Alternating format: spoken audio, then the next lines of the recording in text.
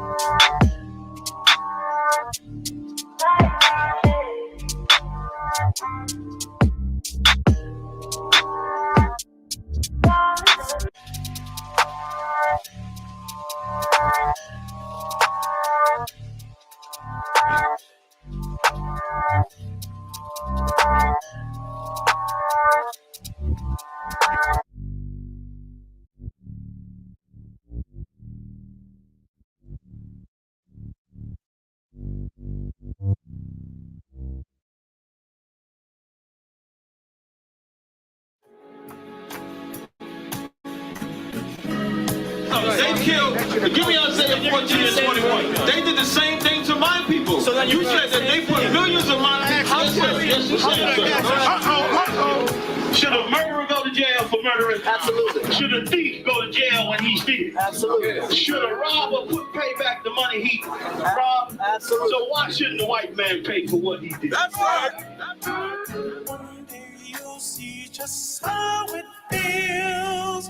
Payback is a dog. It's a dog. Payback is a dog. It's a dog. Payback is a dog. It's a dog. Payback is a dog. It's a dog. I'm in a hell of a hole, was never expected to grow. Just obstacles set in the road, that a result of me selling my soul. The story I'm telling is cold, but yet it's what everyone knows. The white man's the devil is known. America was never a home, only a place of captivity, safe facility, hating, disfigure me. They claim that I'm lazy, be killing me. Maybe this slavery draining my energy. 400 years and counting.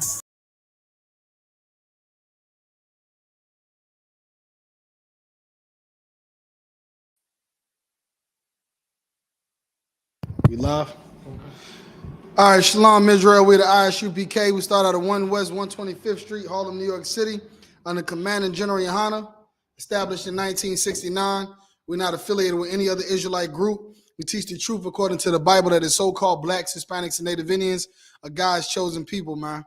Today's topic is going to be a very heavy topic, and it's something that everybody needs to know. It's about one of the most important things in the world, one of the most important things that ever exist in mankind.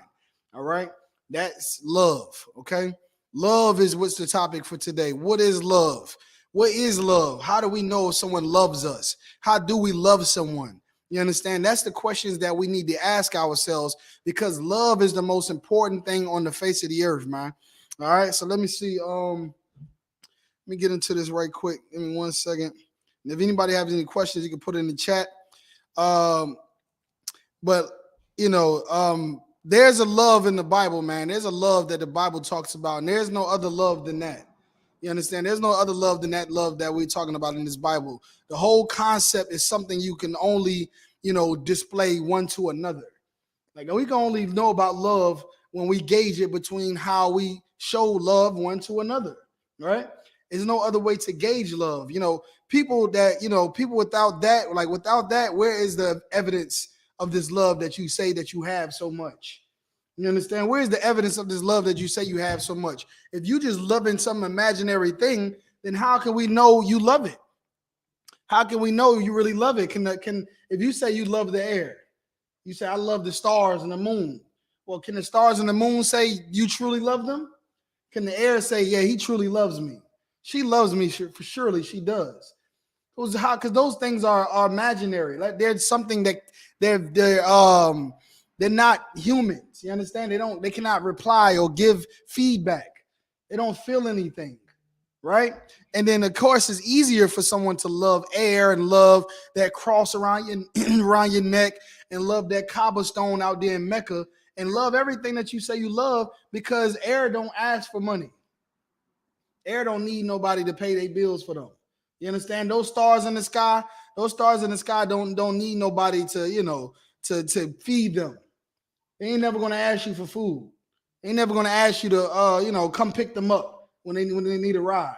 So it's easy to love those things, man. And that's what love is in the world. Love is something that people say they have, but it's only for things that they imagine, imaginary things. But we're gonna talk about what real love is today, man. You understand? How do you know if the stars even love you back, or that cross? You don't. You don't. You understand? But the love in the Bible is the only thing that we give to one another and to the Most High, and that He's looking down from heaven to see if we actually love Him. You understand? He looks down from the sky to see, from the heavens, to see if we actually love Him. Okay. Now, how do we prove we love the Most High? Somebody let me know, how do we prove that we love the Most High? And anybody online that's online, any questions online? Go ahead up. Okay, no, that's not it. Go ahead. We love one another. That's right, Doc. That's right. We prove to the Most High that we love Him by how much we love each other. How much we love each other. That's what love is. Do you know what the most important thing is about love? Does anybody know what the most important thing is about love? Go ahead, copy R. No. What is the most important thing about love? You understand, and knowing this is how you know when it's actually love. How can you tell me when you know someone loves you or you love someone?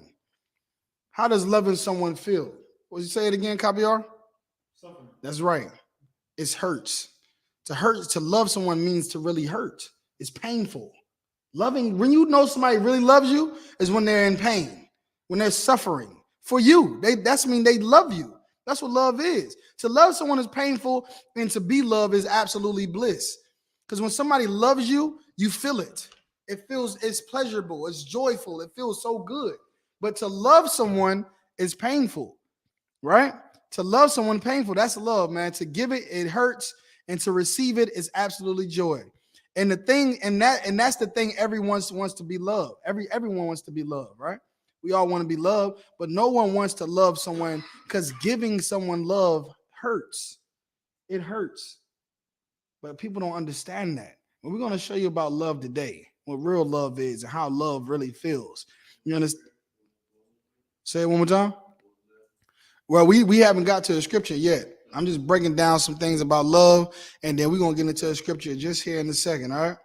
But, you know, everyone has to be there, you know, for you. That's how people feel. Everyone has to be there for you, you know, and treat you with kindness, pay your bills, make your life easy, and make you feel special because you deserve it all, right?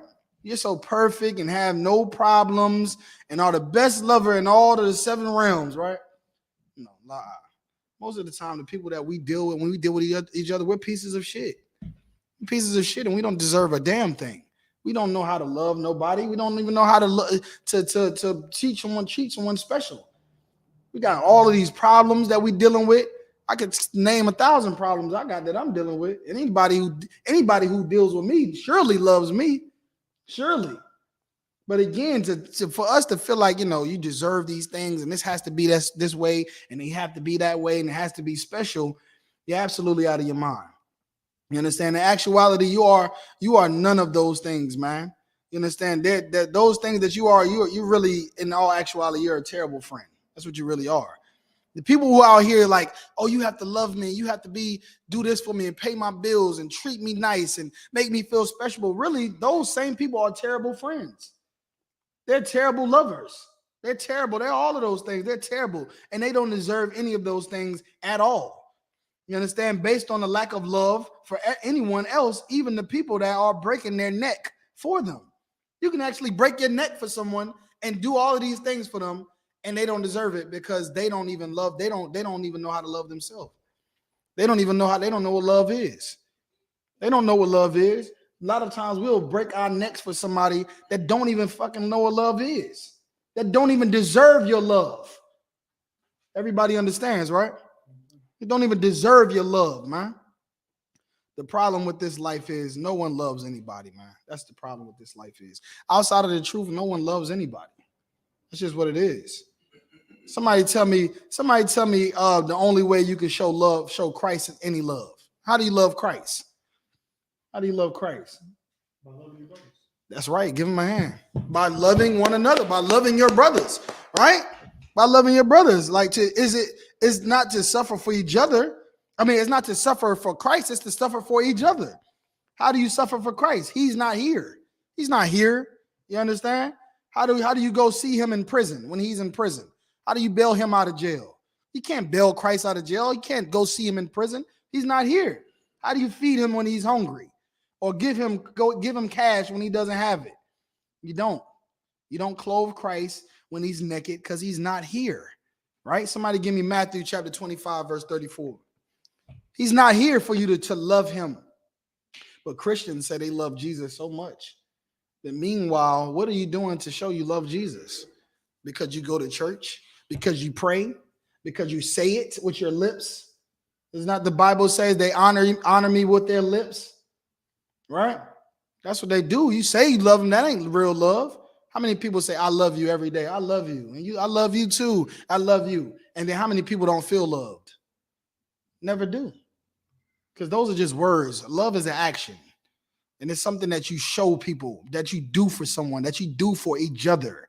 All right? Give me what you got. Go ahead, Kapior. Matthew 25 and 34. You got it, Ayara? Not yet?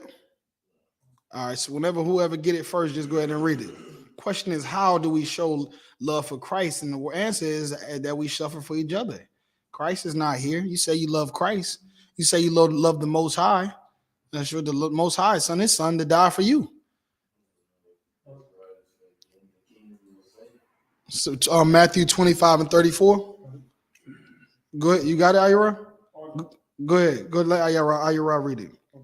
This is the book of Matthew 25.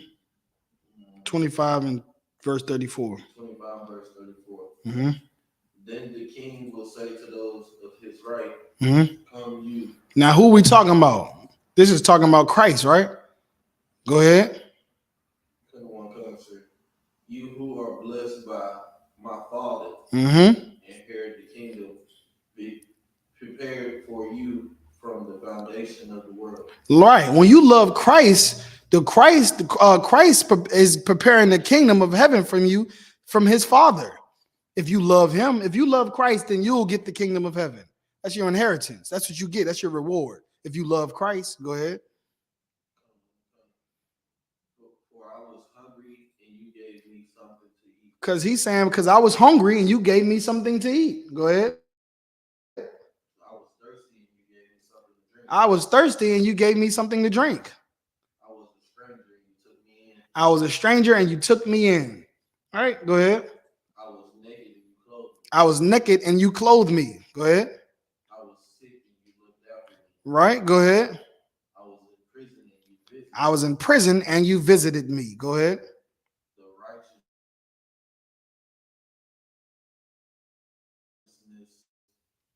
Right. So now they're replying to Christ and asking him, when did we see you when you was hungry and gave you food? When did we know you was in prison and came and visited you? When did we do all of these things for you, Christ? Read verse 40. And the king will reply, "Truly I tell you, whatever you did for one." You're right. You got to make sure they got the King James version too. Well, just go ahead and read it for right now. "Truly I tell you, whatever you did for one of the least Of these my brethren, you have done unto me. So again, how do we love Christ? By loving your brothers and sisters. That's how you love Christ. And that truth is why Christians will never be able to be seen as righteous. That's why those people who believe in love the way they believe in love would never show, will always be exposed for the lack of love they actually do have. Because loving Christ means loving each other, right? The only way we can even show love, Christ's love, is to love one another. There's no love with the love we give each other. Without that love, it doesn't exist. It's an imaginary concept. You want to love Christ? Okay. How do you love him? How do you feed him? How do you care for him? He's not here. The only way to do it is to do those things for your brother and your sister, right? Christ is not here, but DAWADA is here. I'm here. I.S.U.P.K is here. Kapiyar is here. The sisters are here. Your brothers are here. We're here. Love us. Love us. Christ is not here for you to love him. Love us. Right? And if you don't, then you don't love Christ either. You don't. If you don't, you don't love Christ either. You understand? So again, we love the concept of love. Love is important. We know that love conquers everything. We know that love is important. We know that it conquers everything, that there's nothing more important than love, and that's a fact. It's true. Love is so powerful, what you would do for love when it's real love. You understand? What you would do for love is very powerful. That's not a hyperbole. You understand? That's not talk. It's not an R&B song. There's nothing stronger than love. It is the strongest thing in the world. In the entire world. You understand? How we treat each other is the only real way to express your love for God, man. That's it. There's no other way. Somebody give me 1 Corinthians chapter 13, verse 3. Start me off at verse 1, matter of fact. Start me off at verse 1. 1 Corinthians chapter 13, verse 1. How we love one another, man, is so important and so vital. And a lot of us don't love anybody because we don't know what really love is. Even though we say we love people, they say they love us. We're going to see how you measure your love. This is how you measure your love right here. You understand? By what you do for one another and by what we're going to read right here in these scriptures. You got go ahead, Kapiyar, what you got it? This is the book of 1 Corinthians chapter 13, verse 1. Go ahead. Though I speak with the tongues of men. Though I speak with the tongues of men, right? Brother, I could speak many languages. You know what I mean? Like, you got to think about the quality of men and women we are. We speak so many different language. Brothers have the ability to, verticals that are, record breaking and, all of these talents they have and, good looks and qualities that they have and sisters have. And you can have all of those things. Go ahead. and of angels, and have not charity, have not what? and have not charity. You can have all of those things, but if you don't have love, go ahead. I am become as sounding brass. Then you're just making a bunch of noise. I don't care how many languages you can speak. If you can speak all those languages and do all of those things, if you don't have love for your brothers and sisters, then you're just beating your gums. That's how people always say, I love you, I love you, I love you. But they don't really know what love is. Go ahead and continue. Or a tinkling? A tinkling cymbal. That's right, just making noise. Drums and trumpets and tinkling and bah, bah, bah, bah, bah, bah, bah, bah. You ever seen that show? What's that show? I know what I'm talking about. What's that? What's the show with the little boy? He sit on top of the doghouse, and every time what is it? Huh? No. The one he's like wah, bah, bah, bah, bah, wah, bah, bah, bah, bah. When they talk, they don't even hear what they understand what they're saying. I can't even think about it. It's an old cartoon from back in the day, man. I can't even. Somebody gonna remember it in the chat and put it in the chat. But that's what you sound like. Nobody understand what you're saying. What you're saying doesn't matter. You just bumping your gums, huh? What is it? Yeah, Charlie Brown. That's it. Charlie Brown. That's what you sound like. Nobody understands what you're saying. You don't love us, then all that talk about love and speaking different languages and all your qualities don't mean nothing. It doesn't mean anything. Caviar? No, I don't know what that is. That's an old one. Go ahead and continue. Verse 2. And though I have the gift of prophecy. Though I have the gift of prophecy, right? We're able to prophesy unto, to the wind, and talked about World War III coming, and, Russia is going to invade Ukraine, and all of these great things that we know in the school, which is the greatest information on the earth. The knowledge that we have and the wisdom here is the greatest thing ever to mankind. Go ahead. And the understanding all mysteries. Yeah, we understand things that the whole world doesn't even understand. You understand? Scholars that in Yale and Harvard don't even understand the things that we understand. Go ahead. And all knowledge. Go ahead. And though I have all faith. Though I have all faith. Go ahead. So that I could remove mountains. That I can move mountains. You know what I mean? I have faith to make anything possible. You know what I mean? So they say in the Bible, Christ had so much faith, and if you had just as much faith as him, then he'll heal your ailments. If you got cancer, he'll make the cancer go away. You got, your leg, you disabled, he'll make that disability just go away. That's how much faith can make happen. You can have all of those things. Go ahead. And have not charity. But if you don't have love, go ahead. I am nothing. Then you are nothing, man. And we have to understand, and there's something that we understand about love in the U.P.K. that's so deep and so important for all humanity, especially Blacks, Hispanics, and Native Indians, because we love people. We understand love so much that I don't want my brothers and sisters to have to be suffering for someone that would not suffer for them. You understand? Someone that would not suffer for them. Go ahead, Ira.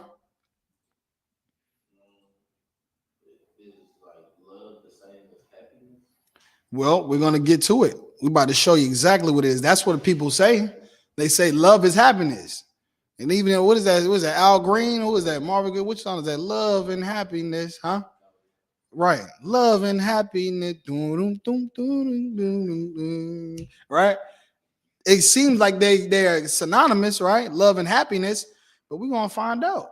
That's what we're here today. I'm trying to understand what love is so you can know if you love somebody and if somebody's loving you.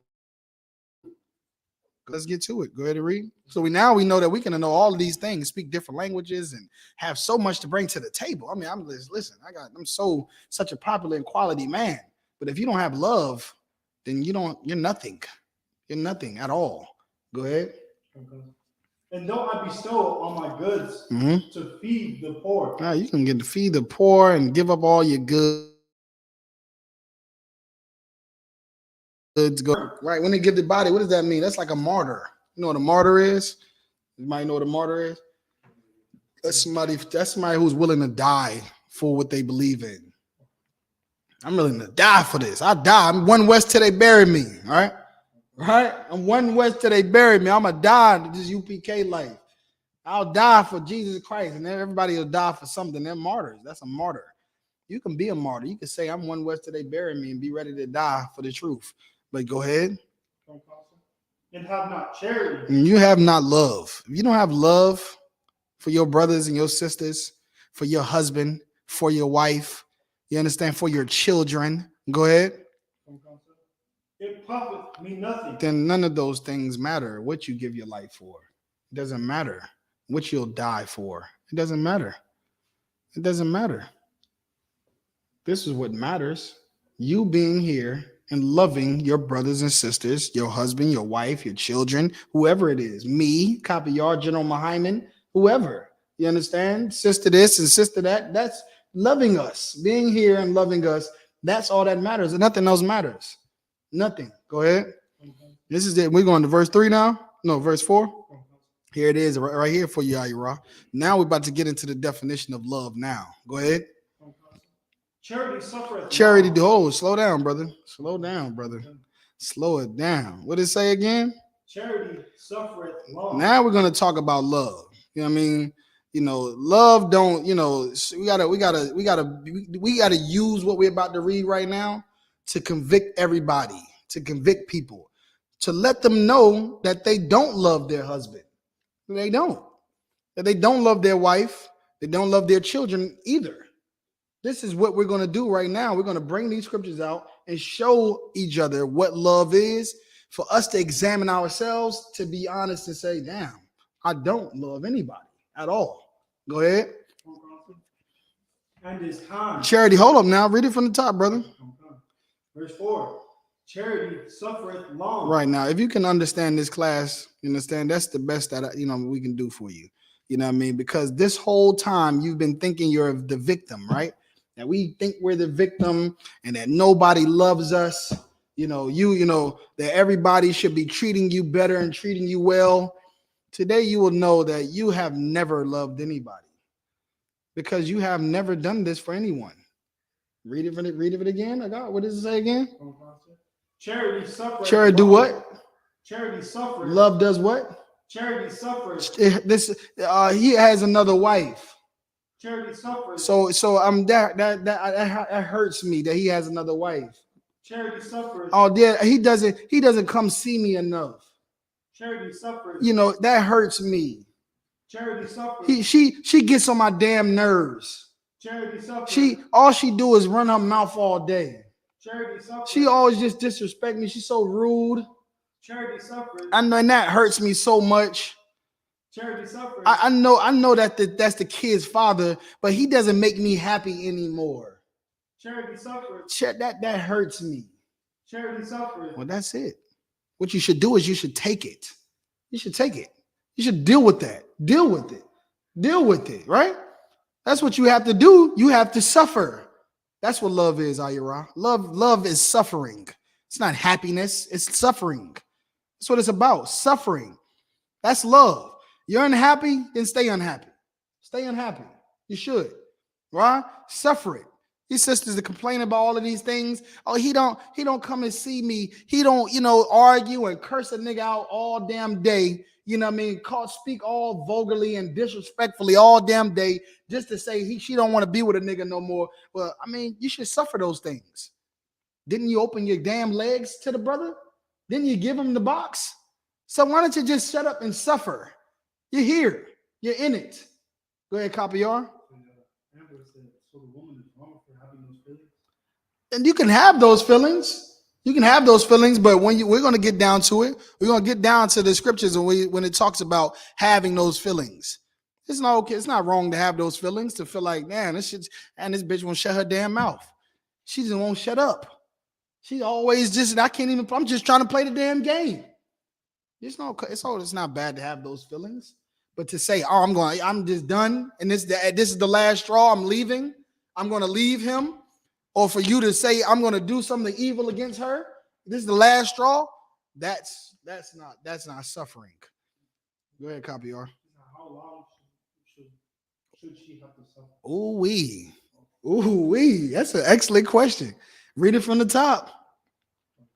Read it from the top.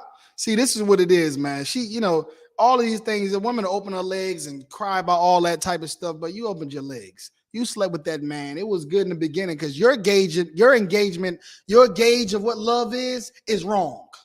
You slept with that man thinking that you knew what love was, and now you're finding out that it ain't all what it cracked out to be. That it ain't what you thought it was going to be. Vice versa. The brothers get down with these sisters and give them the rod and, tell them all of these, pillow talks and all of this, and then they find out now what they gauged love on is not real. And then it all goes to shits, and that's the world. Why do you think there's so many single parent homes out here? 80% single parent homes. Why do you think so? Because they all thought they knew what love was. They all thought love was happiness. And is it always happiness all the time? Never.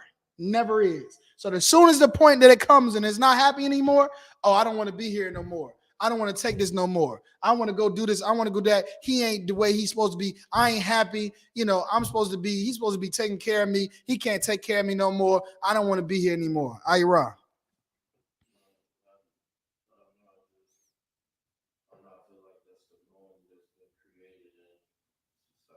That's right. Why do you think it's go ahead? But when you sit and talk to old people that have been married, maybe the 80s, 90s, I feel like that's when it started going like that. But they still married, they still, right. Right. And you'll definitely see that a lot more in older people because they get to the point in life, as sisters go out here and jump from one nigga to next nigga living a hot girl summer. And by the time they 45, 50 years old with 6 kids and 5 baby daddies, I'm sure they're ready to suffer a little bit to keep a nigga now.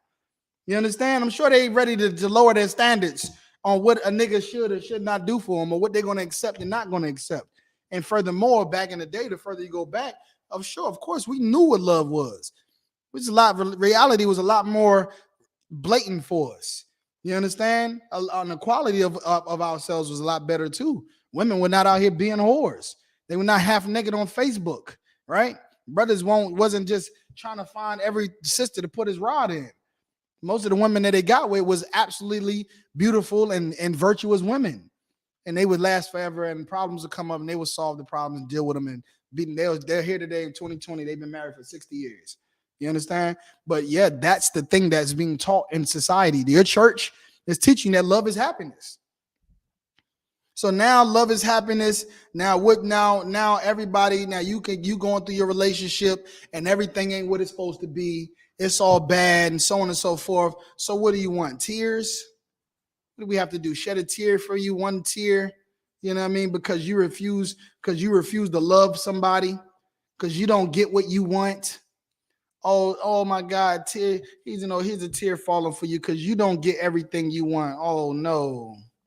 Oh my God, you don't get everything you want. Oh man. You telling me you don't get what you want all the time? Oh man. What is he making you? Why is he not making you happy? Why is she not making you happy? What, you don't feel your wife is your helpmate? Oh man. She's not your helpmate. Oh no. What are you going to do? What you want? You might want to be a man one day. What you might want to do? You might want to just be a man. Be a man, be a man and understand commitment. Right? Love is a duty. It's a duty and it's a responsibility. If this is how you know when you love someone because you're in pain, it's hard to be with them, right? It's hard to stay here and it's hard not to just leave because you're not getting what you want. That's what real love is. Love is, like I said, when it's hard to stay with someone and you stay. That's love. That's love. Love is, even though this nigga ain't shit, you understand? You get on your nerves. He always want to play that game all day. You understand? This nigga, they say in that TikTok, that's mine. I'm gonna stick beside him. That's who you chose. That's who you chose. Stick beside him. That's what love is, man. And of course, every animal wants what they want, right? Like every cat and every dog wants what they want. A cat wants to be scratched, and they don't want you. They don't want water. They want this. And then the dog, he wants to have food, and he doesn't want you to correct them. That's animals, but we're not animals. And saying every carnal animal goes towards happiness and goes away from sadness. That's what animals do, right? If you got to bring a food out for an animal, he's going to come, right? And if you start yelling at, hey, don't do that, he's going to run away. We're not animals. We're not animals. The Lord said we were going to be made in his image, meaning to be able to have a mind to make decisions and to look at things and interpret things differently, to make a decision not off of what your blood tells you to do, of what your heart and your intuition tells you to do, but what you and your mind know is right, according to the law. All right. So again, this is supernatural. This is love, and you're going to have to suffer for it. Now, if you ever left somebody because you were in pain, then you didn't leave. Then you didn't love them. Simple enough. That's simple enough to get, right? You didn't love them. You would still be there.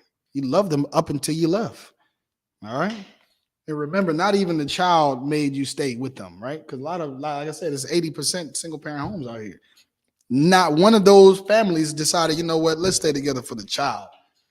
Husband and wife, right? Because it has to be mutual. Husband and wife to say, let's stay together for the child. Yeah, you get on my nerves. You went and got you another wife. Yeah, you argue every day and complain about the AC being on. I done got it too hot in here. And, I like to sleep in the heat. You like to sleep in the cold. But let's stay together for the children's sake. If you ever leave the truth, you never ever loved the truth. You never loved it. If you come into the truth and you say, that DAWADA is a tyrant, man. He's a tyrant. DAWADA, he's a tyrant. He with the no cowards swag every day, calling me a coward and making me do work, double time this and double time that, double officer, double time, right? There's always a double time. He always this, that, and the third. And that definitely scares you and it's rough, right? But the minute you leave, you never loved the school. You never did. Right? You got to suffer me. You got to suffer me. You got to deal with this here, man. It's been around a long time. You also have to deal with the brother right next to you, that sister right next to you, your wife, your husband, your children. You have to deal with them too. Yeah, you might not want to be around him. You might don't want to tell him or to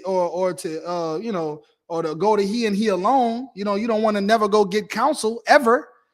But you're going to have to take it. You're going to have to suffer that person. Go ahead. It's almost like sports or whatever passion that someone would have. It's not easy, but you still deal with the hard part. That's right, Doc. Damn right. Give him a hand. That's exactly what it is. If that's how you look at like sports, you're going to play. You're going to win the game. You're going to lose games. You're going to fight. You're going to go to practice, and practice hurts. You don't want to be there. The coach is getting on your nerves. He's making you do all this training and conditioning and everything else, and it hurts. You don't want to do this on your Sunday and all this stuff, but you fight to keep going. You keep on doing it. It ain't going to be easy. Nothing in life that is great comes easy. It doesn't. And if you are the person that thinks that you're just going to find someone and be utterly and find utter bliss for you, then it's just going to be, you might as well just not even be here on earth, because that doesn't happen. It is not real. All right. Find a way not to abandon your brother, your sister, your husband and wife, not to abandon her, not to abandon your father, not to abandon your mother, your wife, your sister. You're going to find a way. You're going to have to find a way not to abandon them, not to quit. You got to do it. Yeah, we are knuckleheads sometimes, and we are out here. The Bible says we are stiff-necked people, and we got a lot to deal with each other. We come from different walks of life. We already Israelites, so we already do things that are absolutely out of this world. We're like, why would you do that? The things we do and say we thought was right at the time, we have to deal with those things. Go ahead, copy R. Children can sense tension and they see and understand more than they think. That's right. And we're going to get into that too. We're going to get into the children too, because nobody ever thinks about the children. Nobody ever thinks about the children. 80% single parent households where fathers are not in the household or mothers are not in the household, or children are growing up with some stepdaddy that's molesting them, or the women are just aborting their babies. All the children always suffer every time, because nobody really loves the children. They say they love their kids all the time. I love my kid. I love my son. But you do things that destroy their lives. You do things. Right. What about the children, right? Oh yeah. No, they said, well, what about me? What about my happiness? What about so you say I'm just supposed to be with you forever and just deal with you and be unhappy for the kids? You're damn right, bitch. You damn right. That's what real love is. If you love that child, then you will stay with that father, with his father. And if any of you loved each other, you would go get counsel for your problems, so that neither one of you have to deal with something that's not loving, that's not appropriate, right? Then you go to counsel. We go ahead and weed out the things that are not appropriate, that you should not do to one another, that's not loving, and you'll be happy together. You'll make it another month, another year, and see butterflies again and see love again. You'll make it there, and the child will always be happy all of his life that he grows up and be healthy and strong and intelligent and lead a life that you never got to live because your parents didn't love you. Go ahead, Cop. Are you around?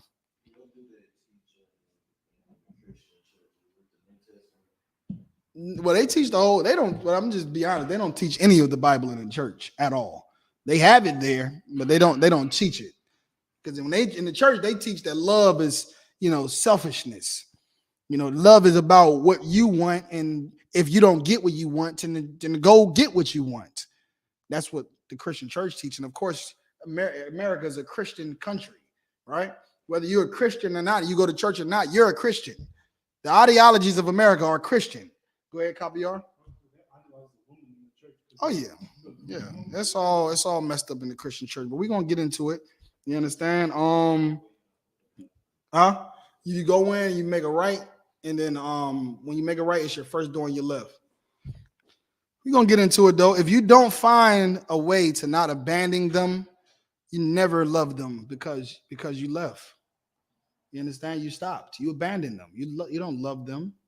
You don't love your child if you don't fight it out with your husband and fight it out with your wife to make things work. And at the end of the day, let a whore be a whore. You understand? Let a whore be a whore. Let somebody who's just weak and a coward, let him just be a coward. We don't. That's why in I.S.U.P.K we say no cowards in here. No cowards. Because the quality of the quality of what we have in the UPK is so precious. I don't want anyone using you, Copy R. I don't want anybody using you up all the day long to make them happy, and then that person is never making you happy. Somebody's sitting in here, and they want somebody to treat them nice and give them every good thing. As soon as you correct them, then they're out of here. As soon as you show your ugly face, then they're out of here. Now, what was it all for? And that's the quality of love in here that we have in the UPK. And any brother and sister that seeks to want to have great relationships, this is where it starts. With these teachings right here. You understand? Separating yourself from the ideology and the mark of the beast, the philosophies and religions that plague the earth in the world. To get away from those things, detach from it, because it makes us weak. It makes us weak for ourselves. It makes us weak for our spouse, our parents, our children. It makes us weak, man. And we don't want that. You understand? Like love, people say, people say, people, you talk about your girls, your home girl, sisters that go and have problems in their relationship, and then they talk to their home girls, and their home girls like, hey, you need to leave that nigga. He don't, he this and he that, and at the end of the day, they say love don't hurt. Bitch, you a liar. You a goddamn liar. Go ahead. I don't know. I just feel like I most definitely want to take no advice from somebody that hasn't been married. Yeah, right. And that'd be another thing. That's the craziest part. That's what people do. That's the craziest part. I feel like you tell them that they're right. That's crazy, and that's the hypocrisy of the world. We'll take counsel from our mom, from our sister, and our homegirl. They don't even know how our brain thinks. They don't know anything about a nation and marriages and families. They're just like Kanye, somebody who makes beats, somebody who just raps really good and plays basketball and dunks. They're not revolutionaries. They're not marriage counselors. They don't know those things that people do are dangerous, because people's lives are being lost behind the counsel that you get from people who are not professionals. And besides them not being professionals, again, this person doesn't even have a marriage. They're single and they're giving you marriage counsel. It's the hypocrisy of this place, man. You understand? At the end of the day, love does hurt. It does. It hurts.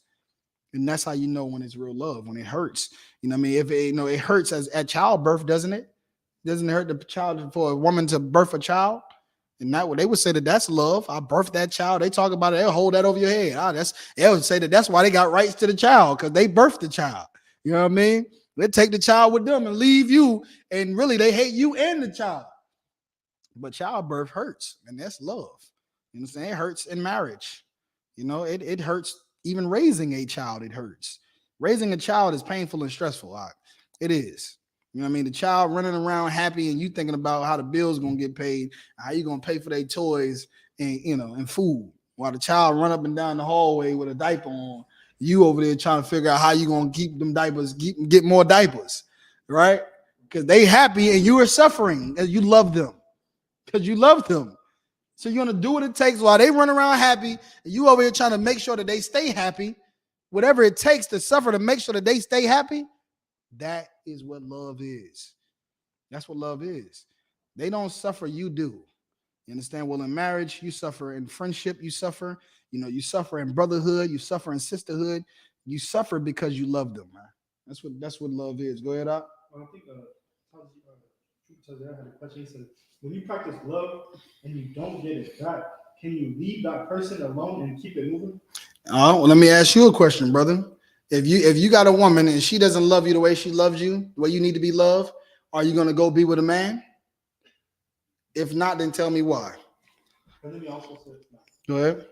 And I mean love like what Christ taught.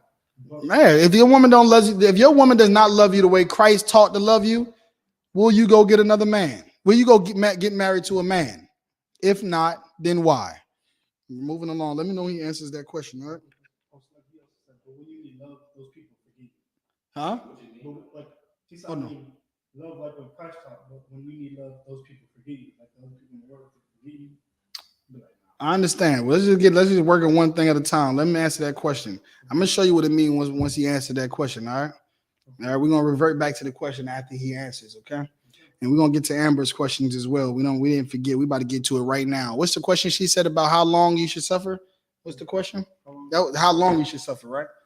Go ahead and read. Read it from the top, verse 4. This is the book of 1 Corinthians, chapter 13, verse 4. Charity suffereth long. Suffereth what? Suffereth long. Suffereth what? Suffereth long. Suffereth temporarily. Suffereth long. Suffereth until you can't take it no more. Suffereth long. It's suffered until you've had enough. I had enough now. Suffereth long. No, charity suffereth long, Amber. It suffereth long. It's a good question. How long should you suffer? Long. You suffer long till the end, till it's done. And again, people, there's ways where you can. And that's why in the I.S.U.P.K we have the 6-month rule. That's why we have all of those things. Everything we have in order is for a reason. Because we want to make sure we vent brothers and vent sisters to make sure that they are not selfish. That they're not all about just loving their damn self. Because I don't want to give a sister to I.S.U.P.K that's just going to be somebody who's just looking for love all day. And I don't want to give this brother to a sister that, and all he's doing is just looking for what somebody does actually know what love is. And that they're ready to suffer for one another. You understand? Go ahead, I.S.U.P.K. I guess. So what if you wait 6 months before you met somebody in the world? At the end of the day, like I said, if you're not gauging them based on this right here, what we're reading, and their foundation, which is the truth in itself, then you have to expect that there's going to be problems, some problems that you don't want. Now, see, this is the thing that everybody has to understand. Whether you marry somebody in the world or you marry somebody in the truth, there's going to be problems. Every relationship is going to have a problem. But there's things about in the relationship that you can be assure yourself of that you cannot assure yourself of in the world. Relationships in the world, I mean, you never know what a woman's going to do behind your back when they get tired, when they suffered enough. You understand? When they've had it, when they had it up to here, when the straw breaks the camel's back, you don't know what they're gonna sleep with another man, for sure. Brothers that if they don't know like you, they're gonna throw you away. They're gonna get rid of you and change their number and block you on all the social media and move, and you're never gonna see them again. Who knows? Your man might end up having sex with another nigga on the low. Your sisters that marry brothers in the world, he might go have sex with another man on the low. He having sex with you and Jerome too. Mm-hmm. Yep, regular looking dudes, but inside they made out of marshmallow, and that's what it is. But in here, you might have to deal with a woman's mouth. You know what I mean? She's gonna be disrespectful and be loud on occasions, probably, right? But you know she's never going to go sleep with another man. You know that because her foundation is your foundation. Our foundation is right here in the Bible. We made sure of that. You understand? You can assure you that she can assure that you'll never throw her away. You'll never put your hands on her. She knows that, right? Because that's unacceptable. Those are things that are not, that you can assure a man doesn't have to deal with, and then a woman doesn't have to deal with in the truth. She doesn't have to worry if you're going to sleep. She may have to worry if you're going to go sleep with another woman and get another wife, but she's not going to have to worry if you're going to go be a homosexual, though. She doesn't have to worry about that at all. Right?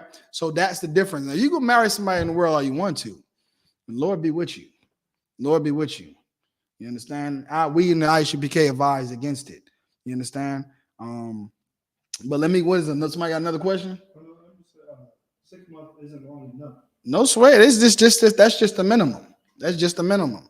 You know what I mean? That's only the time for courtship.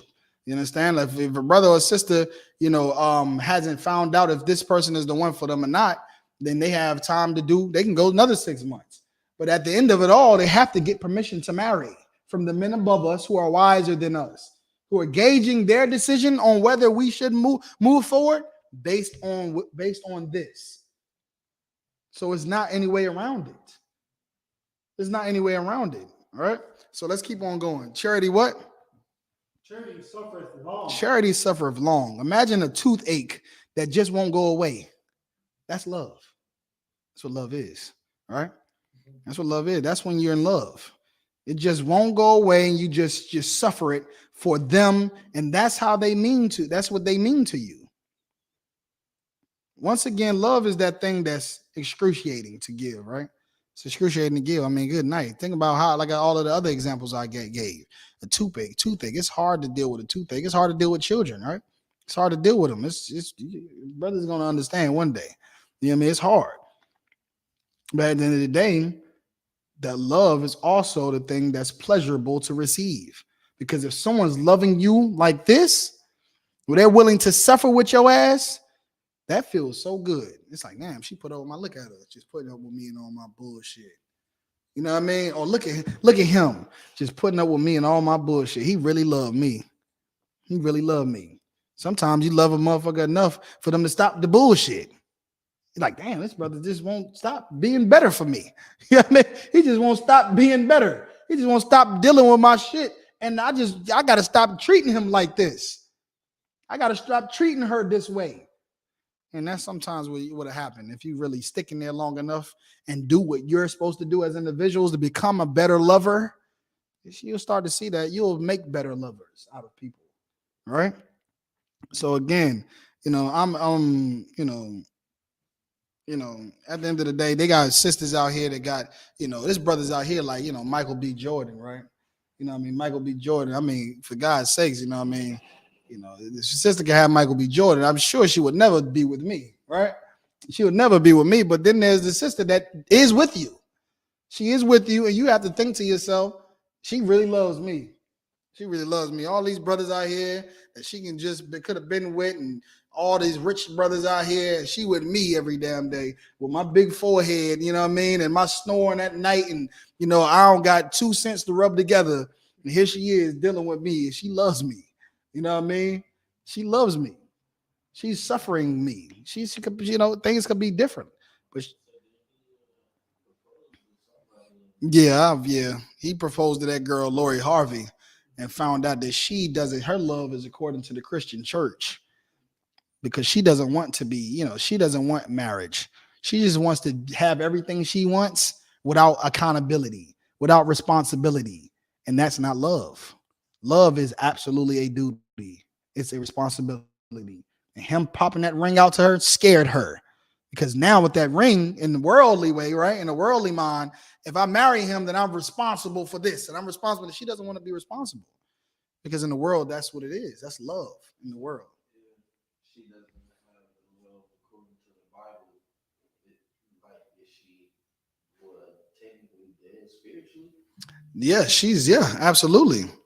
That's what it is. We're dead spiritually because at the end of the day, we know the same things that she's gauging. Like, of course, we know that sex is marriage, which is again something that they don't believe in the world. So when he proposed to her, he was already her husband already, and for her to decide to leave him with absence of sex being marriage, the knowledge of sex being marriage, the knowledge of the law, right? The laws of marriage and not being able to leave a man, she's breaking the law. She's dead spiritually. That's what it means to be dead spiritually. And death is a curse. And there's curses that come with breaking the law. And she'll suffer those curses. Go ahead.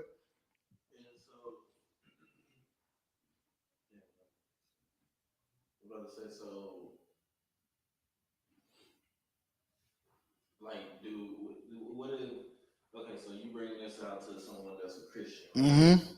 And they like you got it. And they just say, you know what, well, maybe I don't believe in God. Maybe that's the same as dying spiritually. Yeah, I mean, that's it. That's a cop-out. And that's why the U.P.K, that's why it's only 3 of us in here right now. That's why. Because it's too much of a responsibility to be in here. The love is so real that people will just say, well, I don't believe in Yahweh. Why Yahweh Shah? I don't believe in General Muhammad. Is it General Muhammad that they don't believe in? Is it Yahweh Shah or Yahweh that they don't believe in? Huh? Is it the laws are just too hard? This love stuff is just so, my God, it's so hard to love you. Oh my God, it's so hard to be with you no, you think that's what it's about? No, it's because they're selfish. They're so selfish that they'll denounce anything that forces them to care about somebody other than themselves. And that's a lot of people's problems. They smoke because they care about themselves. They get high because they care about themselves. They pop whores in the streets and the clubs and prostitution because they care about themselves.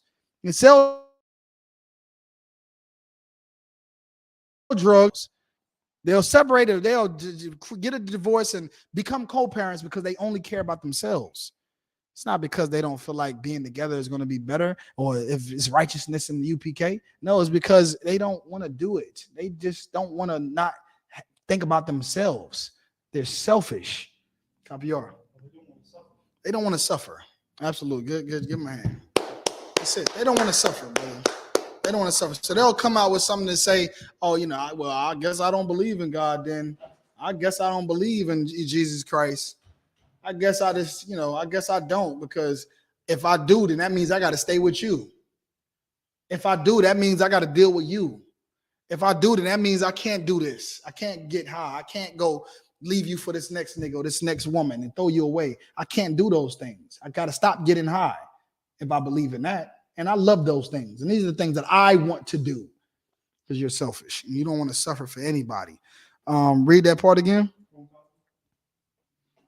This is the book of 1 Corinthians chapter 13, verse 4. Go ahead. Charity suffereth long. Right. Love suffereth long. Go ahead. How long? How much does love suffer? Long. Go ahead. Love, hold on. Let's not first. Love suffereth. This is the main thing we need to understand. Love suffereth. That's what it means to love somebody, to suffer, to deal with them and they bullshit. They ain't been a good wife and how God knows how long, but here you are by their side. This person ain't been a good husband. They've been doing all these manners of things. Think about Abigail in the Bible. Abigail in the Bible is a perfect example of what love is. She was dealing with that brother. He was an absolute idiot. An absolute idiot.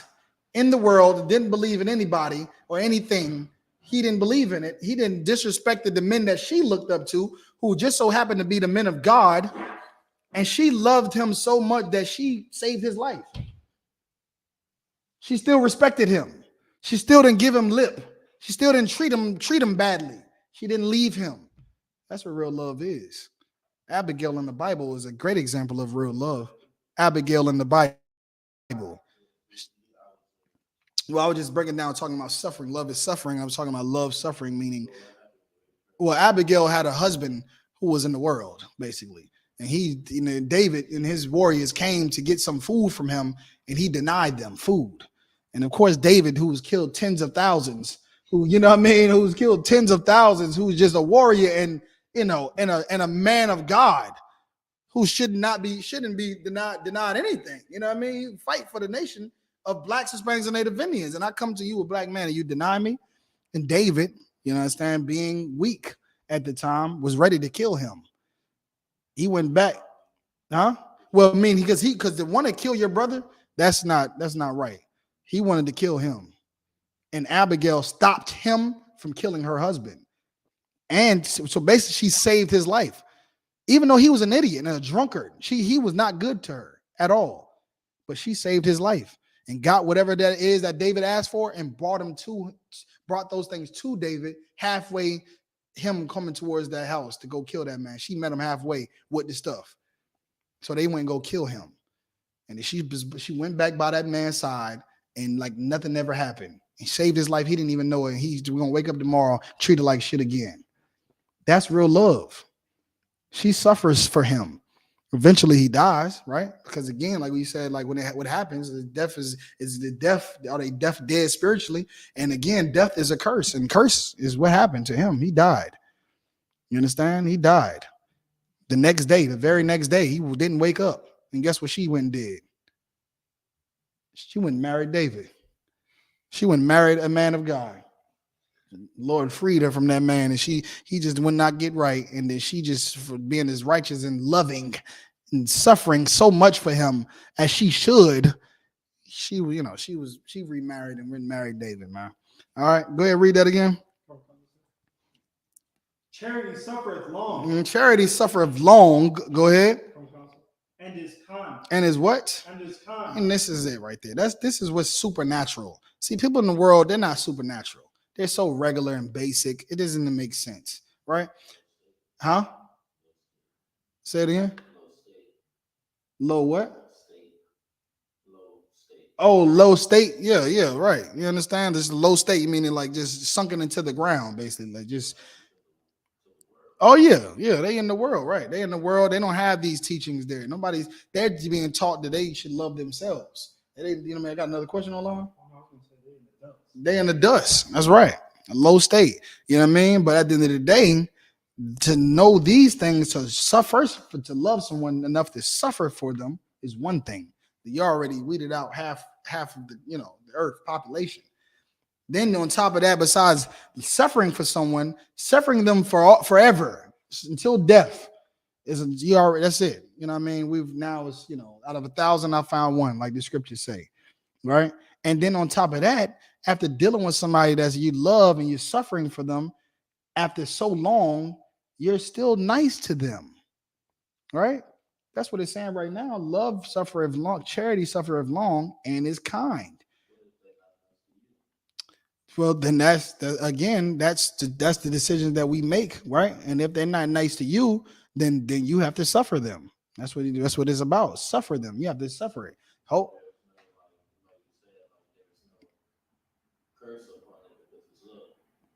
What you mean?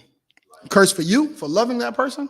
No, for suffering and still being nice. Mm-hmm. But again, you're not loving them because they love you. You're not being nice to them because they're nice to you. You're nice to them and loving to them and suffering for them because you love them. Because you know what love is. That's it. But if they not, nice to you, you suffering. Mm-hmm. But you nice to them, they're not nice to you. Yeah, it's like that sometimes. I mean, that's reality. It gets like that. There's going to be some times where you may not be nice. You might want to fight to be nice, but you may not be nice, and she will have to suffer you. All right. Because again, when we talk about love and the people that think that they deserve so much and they should have happiness and bliss and I should have everything, they don't give anybody shit at all. They're the ones that are working on themselves, that need to work on themselves. So again, at the end of the day, yeah. So if you suffer that person, and sometimes we're gonna have to suffer each other, and that's what love is. You just suffer each other. We're gonna make mistakes. We're gonna go through things. We're all learning. We're all babies in the truth, babies to learning and understanding. And we're gonna make mistakes and make falls and get up, and we have to deal with each other and make each other better. Go ahead. My bad. So that's crazy because the conversation with somebody and like they was kind of like making fun of them, like oh yeah, if they did if they was like that, like they for sure wouldn't be together. But them people, If they was like what? This a couple that's married, but the thing about it is now I'm seeing it clear because they together and they seem pretty happy and stuff now because they didn't suffer. They didn't suffer through the kids and sheep. Yes, but you making fun of them. That's real love. Right. That's right. That's right. That's absolutely right. And that's what I'm saying. The people that are making fun of them never going to have a long lasting relationship. They're never going to have real love. They're going to go and cry on Facebook and talk about, man, I just want somebody that really love me. Man, these niggas ain't shit. This, that, and the third. They're going to do that, but they're never going to experience what that couple is ever going to be able to amount to. They're never going to feel that. And that's what they really want.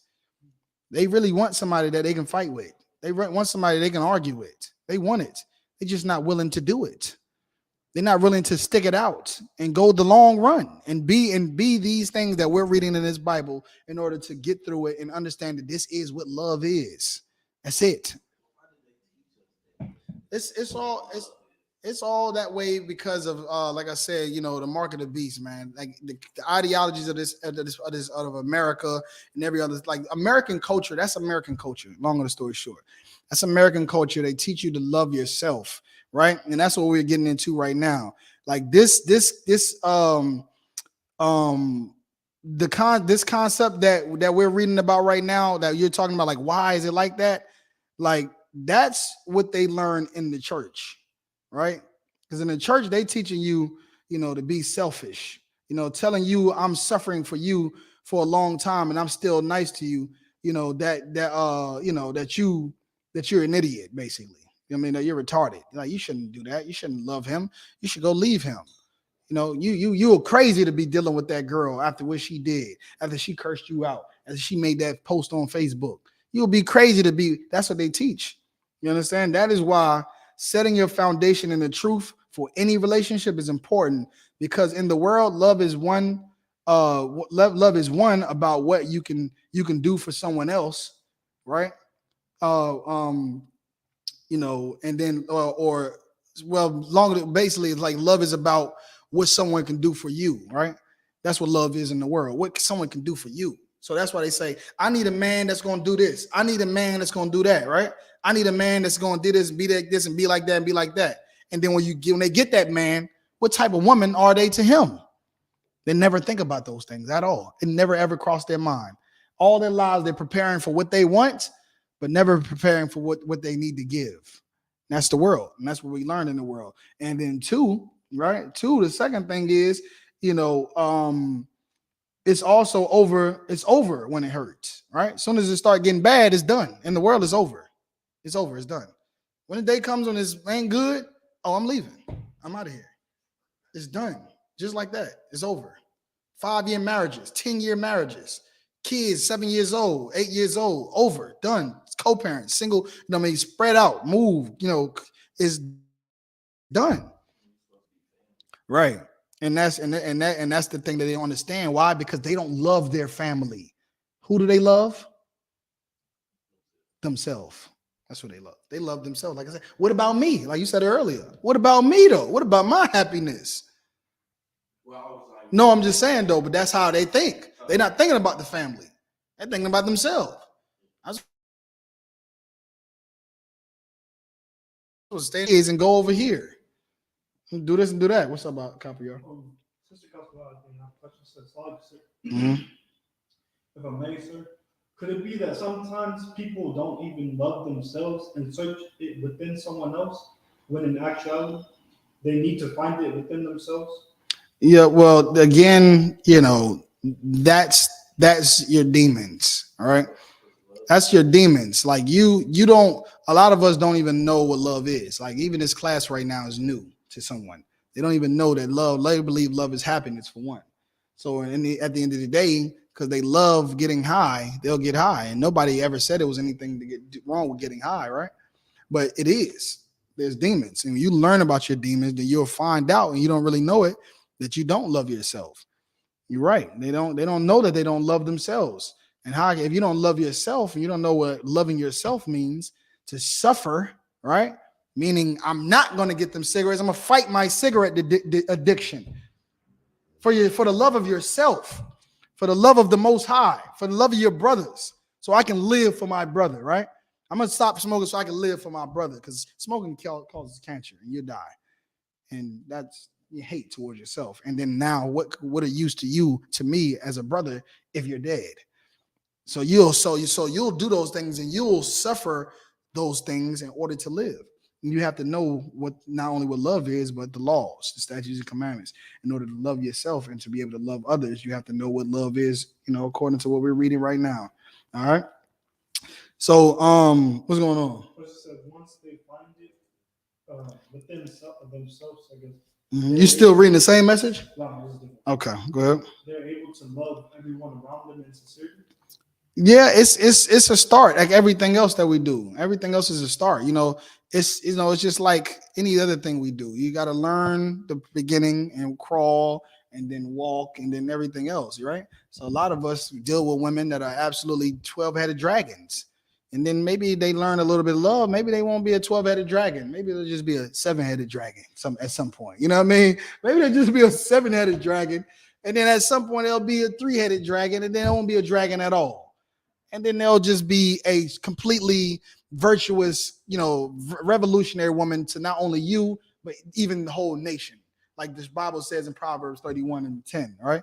All the way to the proud virtuous woman. She's good to her husband. She's good to her maids. She's good to the poor. She's good. She'll be something beneficial to everybody and not just herself all damn day. Because that's what a virtuous woman is, if everybody knows, right? Somebody who's a woman that says her husband don't trust in her, that he don't need to spoil, right? And that's a different topic for another day. But when you have real love and someone is not nice to you because you make them so happy, right? You make them so happy because you fulfill every need, but because she loves you and vice versa, that's something precious like rare rubies, man. You understand? Like if she's not nice to you, you know what I mean, because you make because you make her so happy. Like at the end of the day, the things that we do for each other are most valued when we don't want to do it, when it's hard to do it. And in the beginning, it's always butterflies, it's always good, right? It's always the red carpet, horns, rice flying in the air, it's always good. And when it gets bad, you're gonna need this to understand what real love is, and even to avoid some bad times. You're gonna know what real love is. All right, let's go ahead and push forward through this. Keep on going. So, long of the story short, loving someone and suffering for them forever and still being nice to them is not normal. That's something that's supernatural. And we should be able to do those things for each other. We should be able to do that, to have these problems and still be able to be kind to one another and not be disrespectful to one another and not just want to knock a bitch head off. Excuse my language, right? And not for a sister to want to just go get revenge sex and go have sex with some other nigga and make you look bad and make you mad. He could be nice and kind and do something kind, like just be slow to anger and talk to this person and figure them out and, be able to talk about it and, and forgive each other. It can be nice and kind. All right, go ahead. This is the book of 1 Corinthians chapter 13, verse 4. Charity suffereth long. Mm-hmm. And is kind. And is kind, man. Love suffereth long and is kind. Is that what the church is teaching in the church? Nah. The church is teaching selfishness as if it's love. They teach selfishness as if it's love. You know, get what you can and leave. You know, when you don't want to be there, go ahead and leave. And if they tell you that's love, and that's why, you know, and if they tell you that that's love, then that's why the world is hell. That's why the world is hell that we live in. If that's what love is, selfishness and getting what you want and trying to, you know, get all you can and leave. And, you know, if you don't want to be there no more, just leave it alone and go. That's why the world is hell today, because they teach that that's what love is. Go ahead, Ayura. Where do they get that philosophy from? I told you, it's from the white man. It's, so they're not even grabbing scriptures. oh, you talking about? Oh no, yeah, they're doing it, but they're grabbing scriptures, but they're using interpretations that was given to them by the white man, the Christian church.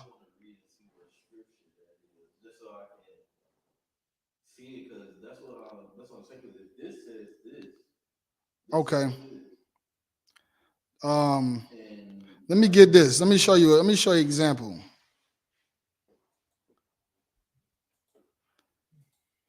Let me get so I feel like, I don't know. let me get 1 Timothy 5:8. Go ahead. Know what I was saying? Yeah. I mean, I just feel like, just like how we could differentiate, because at one point in time we all wasn't, you know, in here. All right. Like how we could differentiate and be like, okay, I see. Like that's what this is. That's what it's saying. Like that's what it is. Right. I know, and that's what I'm saying. Like we didn't have this. We didn't have this tutelage. You know, everything that we're reading about, even now, they wouldn't even interpret the right way. Go ahead. What you about to say? Sister Costello said it's because of I like them chakras that caps. Yeah, the chakras, right? The I chakras, and you know, chakras, like when it says I think, I feel, I something, it's like the chakras, and people feel it's like ideologies. It's like philosophies. Well, you know, chakras, you know, people believe in chakras. It's different, and it's good probably for you not to even know, because it's a part of why the world is hell today. All right, go ahead, Copy R. Yeah, it's self-worship. Longer the story short, it's self-worship. Christianity is self-worship. They say they love Jesus, but Jesus don't never be like, hey, can you help me pay my bills? Jesus don't be like, hey, bro, can you come pick me up from the store? Jesus don't be like, hey, can you come bail me out of jail? Jesus don't never got to say nothing like that. So their love doesn't really, they don't have to suffer at all. They just saying they love Jesus and they ain't got no reason to suffer. But the Bible says, how can you love your brother whom you have not seen, and then say you love God whom you have not seen? Because you don't love your brother, then you don't love the Most High, and you are a liar. And that's why I said that God and the love of God and Christ is how we love each other. That's it. Read that verse what you got right there real quick out, and then we're gonna jump somewhere else. All right, come back to where we was at. This is the book of 1 Timothy chapter 5 verse 8. Mm-hmm. But if any provide not for his own. Now, see him say, if any provide not for his own. Now, a Christian woman will read this and say, see, a man's supposed to be a provider. That's what they say in the church. A man's supposed to be providing for you. What are you supposed to provide? Money. He's supposed to provide a house for you. He'll probably provide a car. He's supposed to provide this lifestyle for you that's supposed to be for you to be happy. But that's not saying this. That's not what this is saying at all. Go ahead and continue.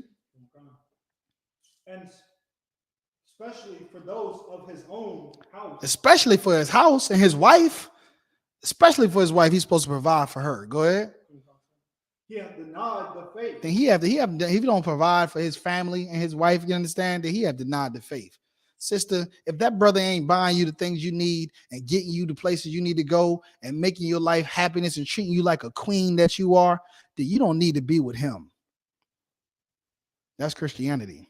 But this scripture is talking about providing them with the law, providing them with tutelage, teaching them. If you don't teach your family, then you're like an infidel. You're like someone who's like a Sadducee, a Pharisee, or someone who's, against the law, right? You're teaching your family like, oh, you let your kids get high because it's cool. You let your wife, have threesomes with your wife. Like, you're not teaching them. You're not providing for them like that. You provide them with the tutelage of Christ. And that's what a man is supposed to do for his household, because if he does not, then his family is going to be in hell. His entire family and him and his family is going to be in hell. That's what it's talking about right now. But they don't teach it that way. And that's what I'm saying. They take scriptures. Take me back to where I was at, 1 Corinthians. They teach these things like that with the amount of other scriptures, and teach these lying wonders like the scriptures talks about, and these lies and these doctrines, and they're misinterpreting the Bible to fit the white man's agenda, which is the white man's agenda. His culture, his lifestyle is all about him. It's all about me. What do you think homosexuality comes from? Love. You love who you want to love. I don't need love who I want to love. Soon you're going to be pedophilia. You're going to be lawful. They're going to be love children because that's what they want. I want to love children. I don't care about if I destroy a child's life. I don't care about this. I don't care about that. Like, all of the stuff that they do. They want money. They want so money so much that the people are poor, because they want all the money. They want it all. They don't want nothing for the poor. If they poor and they don't want to work, then they don't need nothing. They don't need to eat. They don't need to drink or nothing. They need to starve to death. That's the white man. And we're like that. We're so selfish and greedy, just like him. That's why the Bible says, ye are of your father, the devil. The lust of your father you will do. The lust of your father, the thing that you do to please yourself. Because we learned that from him. He's the selfish, most and envy, jealous person in the earth. And the extent and the measure that he will go to make himself happy, we've learned from him, brother. We've all learned that from the earth is given into the hand of the wicked. Everything that you see across the world today is a product of his tutelage and his leadership. And we in the I.S.U.P.K are counteracting that now since 1969. And brothers and sisters are hearkening to better families, more quality families, so on and so forth. All right. Make better decisions and not caring about just themselves. All right. Take me back to where I was at. Yep, go ahead. Book of 1 Corinthians chapter 13, verse 4. Go ahead. Charity suffereth long and is kind. Go ahead. Charity envieth not. Charity what? Charity envieth not. Charity doesn't envy, right? Sisters, sisters would be, you sisters, she need to, like, sisters that have a man and have another wife, who has a woman that is married to her husband. You don't envy her. You don't envy your husband's other wife. You don't envy her. You don't envy people. Brothers, brothers that don't look at another brother and what he has, or the rank he has, or something else he has, and think he shouldn't have that. He shouldn't have that. I should have that. He shouldn't have got that rank raised. I should have got moved up to 5,000. That should have been me. I should have been made 5,000, not him. I should have hit the one that hit the lottery, man. I should have been the one that had this major boxing. I should have the golden gloves. That should be me. You know what I mean? I should be the one with that nice car and that Ferrari. It should be me. Like, you don't love when that feeling comes into your brain. You don't love when that feeling comes. Just know you don't love anybody, because love does not envy.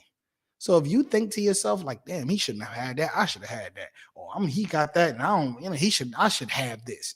And she got that, and she with my man, and that's my man. And I don't want her to have this and have that. Like, you don't love when that feeling comes into your brain, man. When a person gets something that you wish you would have had, you would be happy for them. Right? You would be happy for them. Go ahead.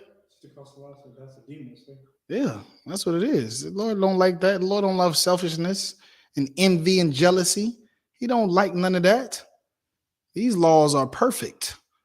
And that's what perfect is. And if these things are happening and you see a brother that has something, guess what? Then you will be the one who says, I'm happy for you. Like, what state are you in? As you look at a brother, he got a car, he got the mansion, he got the, everything's going for him. What state are you in? Like, think like as you look at him with all, huh? No, I'm saying like he's the one with the Ferrari and all of that. And no, he's the one with the Ferrari and he won the lottery and got the big house. While you, on the other hand, go ahead, Caviar. In a low state. Yeah, you're in the low state. You don't have that. You don't have the car. You know, you don't have. Yeah. Yeah. Yeah. Nah, I'm talking about like the state that you're in as you're seeing this person with the thing that you don't have. You don't have it. You're not getting the new car. You're not getting the rank raise. You didn't get the rank raise. You're not getting the bag. He's getting the bag and not you. She's getting the bag and you're not. And I'm happy for them. Right? Because that's it. You're suffering. I'm suffering. You're not, but I'm happy for you. Like the kids. I'm suffering. You're not. The kids are happy and they're running around, but you're happy for that. They're happy, even though you're suffering for them. Caviar? Sister Consuela said we should want better for our brothers and sisters. All right. That's right. Absolutely right. Any comments? Just press the comments for the like highlight them so people can see them on the thing. All right. Because I want to get through a few more of these scriptures. Any questions? Just let me know if there's any questions. Okay. But what the sister is absolutely saying is right. You understand? You got to be happy for them. While I lack and I don't have it, I suffer, and I'm happy because you're not suffering. I'm happy because you don't have it. Right? And then that's what they think all the time. Like when they post those pictures with the man's hands and he's all muddy and stuff, like my hands look like that. So hers can look like this, and she got the nails done and it's clean. And that's what it's about. It's about suffering for someone else's happiness. That's what it's about. Suffering, dealing with them, going through things with them because you love them. That's what love really is about. And people think love is about, we're going to get to it. Don't even worry about it. Now, if you think about that, right? You think about that and think about yourself and ask, have you ever loved anyone? Have you suffered for anyone long and still were kind to them? All right. Have you not envied anyone? Have you not envied the person that you say you love? And most people are going to realize you've never loved anyone. So most people are going to realize that you never loved anyone. We're going to line yourself up with these scriptures that we're reading and say, you know what? I never loved anyone. But of course, what they're going to say, Ayara, well, I don't believe in the scriptures. Well, I don't believe. That's your beliefs. Yeah, I know. Because my beliefs are the things that cause you to not mean anything. It causes your wife to mean things. It causes your husband to mean something. It causes your children to be more important than you. And of course, you don't want no one else to be more important than you. So yeah, of course you wouldn't believe in my interpretation. All right. You know what I mean? Like, you know, at the end of the day, you never loved anyone and you just had some selfish greed. You know, some disgusting thing that you call love, which is really the pursuit of happiness. That's what you really have, the pursuit of happiness. All you ever had is a lust and a drive for happiness. And that's love. That's not love, right? It's not love. That's what you're doing? You out here just living for happiness. You just I'm on a pursuit of happiness. And I know, right? Come on, man. You just on a pursuit of happiness all your life. You just chasing rainbows. Just hoping at the other end, there's a pot of gold for you. And then you'll step on everybody that gets in your way and mush your kids out the way and your husband and Jesus and General Muhammad and everybody, your granny, mush them all out of the way to get to that pursuit of happiness. Because nobody else matters besides what you're trying to obtain, which is just happiness for yourself. What you want to say, Ayura? So like with people that's searching for this happiness, like I mean, I grew up in Greenbrier, Atlanta, Georgia. Mm-hmm. Like I feel like when you come from there, like it be happy times, but the happiness can come from 1 minute and be gone the next 2 minutes. That's a reality, brother. But where does people? That's what I'm so confused on how people didn't prepare. Like I feel like prepare their kids to know that it's not everything is not. This is not what it is. They're not teaching those kids that in the world, brother. They in the world teaching their kids that a man is coming down their chimney with gifts, Doc. That's what they're in the world teaching their kids. They're in the world teaching their kids that, you know, Valentine's Day, if a man comes to you with a bundle of roses, he loves you. He loves you. Women are teaching their daughters, and they can say, I got this new man, mom, I want you to meet him. You already know what I'm about to say. How much money he got? Like, what's his name? 21 Savage. How much money he got? A lot. They want to know how much money he got, because that's what love is to them, and that's what they're teaching their children. We're not teaching our children the right things in the world. It's not happening out there. They're teaching their kids that, you know, if they put their tooth under the pillow at night when it comes out, what's going to happen?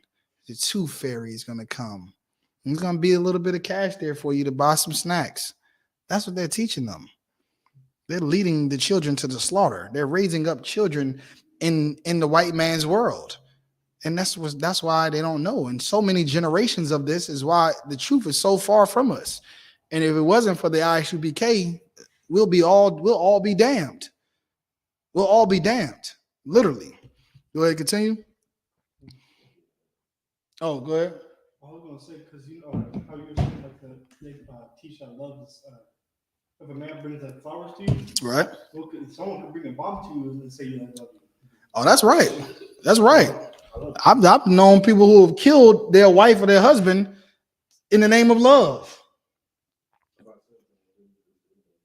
Yeah, they do that. I'm killing you because I love you. I'm hurting you. I'm doing this to you because I love you. I'm beating you up because I love you. It's love. Our conception of love in the world is just a misconception. It's imaginary. It doesn't even exist. It's unreal. It's just you just saying something that you think means something, that we all eat it up, because love is so very important that if we sounds like love and it feels like love, then we want it.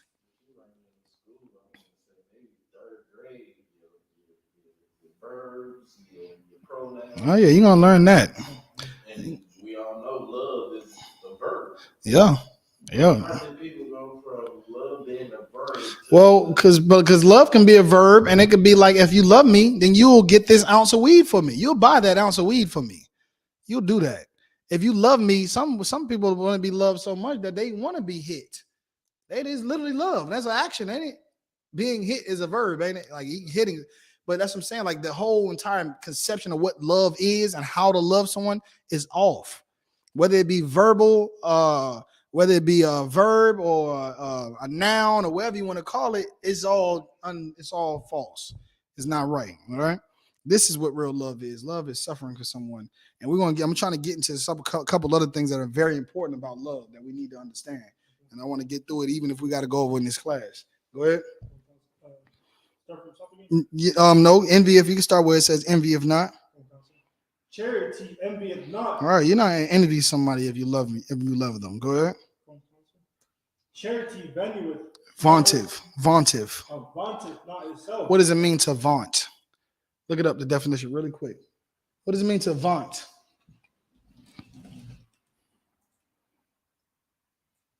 What does it mean to vaunt?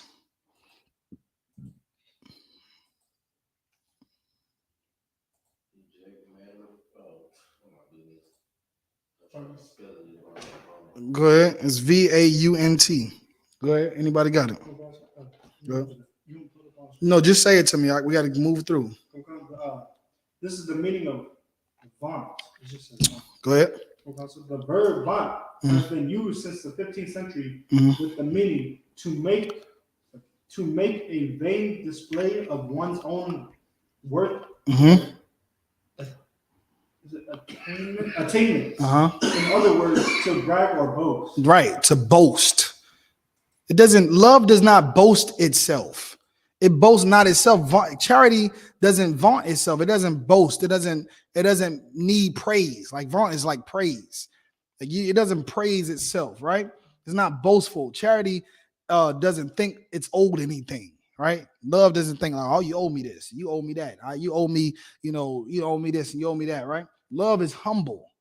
You know what I mean? It doesn't boast itself. Where you think you should have everything, you think you should have, something, and you think everything should go to you, and You think that cause you don't love anybody, like you think all of that because you don't love anybody else. You think that like all of these things should go to you. Oh, what about what I need? What about what I want? What about this? What about that? It's because you don't love anyone. You want to be praised. You want to boast yourself up to be somebody. When you can do these things for somebody and love someone to like in this level of love, and be humble about it. Be humble about it. Not have the required praise and credit because you're just doing your job. You're just doing your job. You're not doing something. That's how far we come. That when we actually learn what love is, we're so far gone from what love really is that when we actually start applying real love, we feel like superheroes and that we deserve the key to the city. But you're just only doing what you always should have been doing in the first place. You're only doing what you were required to do. It's your duty to do that, to suffer. It's your responsibility to take care of your wife, to take care of your husband, to do what it takes to take care of your kids. It's your responsibility to not abandon your father, to not abandon your mother and your sisters and brothers. It's your duty not to do that, to obtain that relationship, to retain that relationship, and to suffer for them, man. That was your duty and responsibility from the beginning. You got a question up? Go ahead. So there is no joy in love? There is joy in love because at the end of the day, if I love Kapayar, then he's going to experience joy because I'm going to always be there for him. I'm going to, even though he may do things wrong and may mess up and make mistakes and have trooper bloopers, right? And so on and so forth, or make mistakes. I'm never going to stop loving him. I'm going to always be there for him, never going to abandon him. And that's a sense of joy that you would have, right? You would have that. And vice versa. And vice versa, if Kapayar is loving me according to that same standard, then he's going to do the same to me. He's going to love me the same. Each day is double time, get them chairs out. He talked to me, you know what I mean? He always giving me orders and doing this and doing that. And he be busy and I be trying to get these counsels. I be trying to get a counsel and he be busy. But you know what? That's my brother. And I'm going to be beside him every day. And I'm going to deal with him until Christ comes back to my last day. And I'm going to see something in Kapayar and I'm going to say, man, that brother really loves this truth. He really loves me. This brother loves me, man. Damn. And that's something real, brother. That's the joy right there. That's the joy that you feel right there. And if you're not giving that, then why are you so in a hurry to get it? Because again, you could be out here talking about all these listed things that you want out of a man and all these listed things that you want out of a woman. But where's your list at of what you're going to be as a husband? Where's your list of what you're going to be as a wife? And we have to examine ourselves, you know what I mean? But again, we're so busy, doing nothing and still wanting praise for doing nothing. When this level of love is way better than what you call love. Go ahead, keep going.